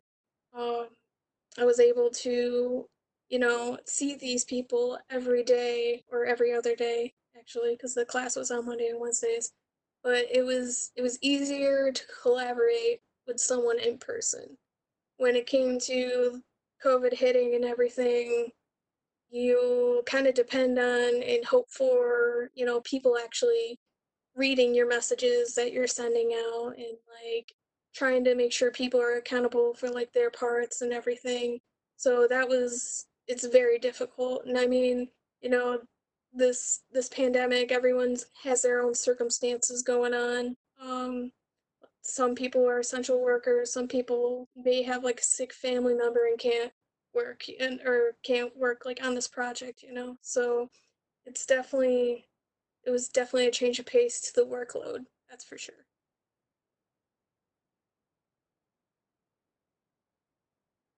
How long did it take you to kind of like settle into the remote direction and all that? Like, was that after a week you were good to go, or is it like you wish you had several more weeks to perfect it? Like, what's the paradigm shift there? Do you know what I'm asking? Yeah, I understand what you mean.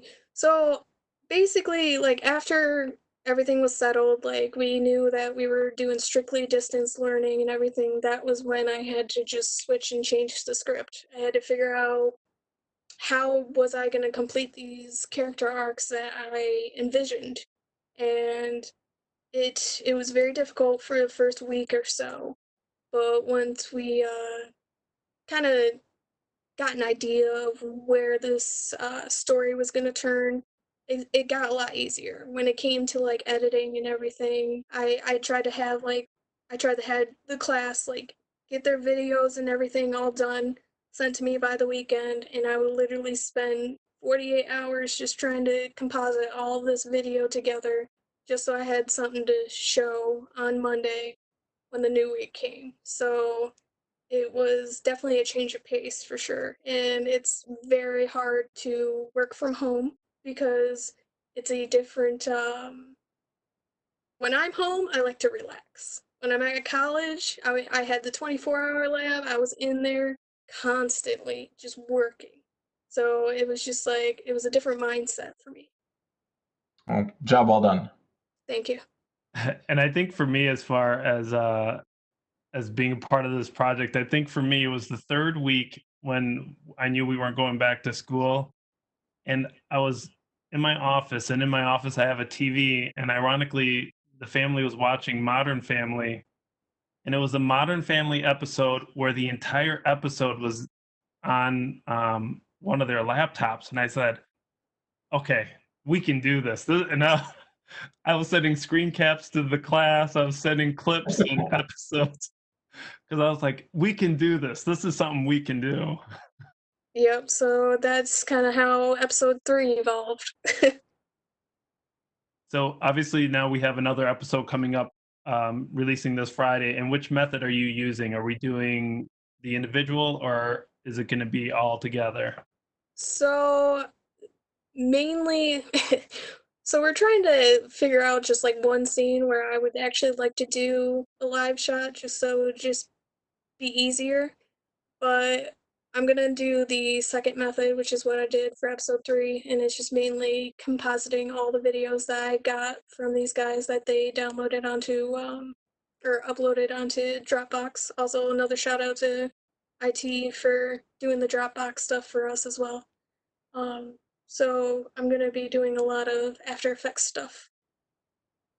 Yeah, I will say that that file distribution, that was a big thing. Without that, I don't know how we would have been able to shuffle everybody's individual files around. So that was a good that was a good workaround for now. Well, thank you very much. I'm really excited about this. I know, Sam, when you pitched this originally, I was kind of like, oh my gosh, I never even thought about continuing the seasons. Now in my head, I always think, should this just be a staple capstone that happens? Like, there's people are posting in the chat. Is there going to be a crossover? Is there going to be capstone reunions? I don't know. I don't know. I mean, like I said, I was gonna try to bring back Jessica, the co-lead, on this episode, but the pandemic didn't want that to happen. So we'll see for the later episodes or the later seasons. Well, that's it. I think that's all the questions um, for the capstone. I want to thank everybody for joining us at the capstone presentation. I think you all did an amazing job in the class, and I'm very proud of you guys. Dr. Nye and Donna, several people all are saying congratulations on the YouTube chat. You should be very proud of what you've overcome with the whole pandemic and having to shift your whole modality from mid-semester to this and still producing really quality work. So you all should be very proud, and I'm very proud to be your professor. And congratulations on graduating this semester, everybody. So that's all we have. You can all say bye to everybody on YouTube, and congratulations, Capstone Spring 2020 New Media. Thank you. Nice job, everyone. Woo! Thank you. Thank you, Margaret, for joining us. Yep, great job, everybody. It's really Thank you, good. Jeff.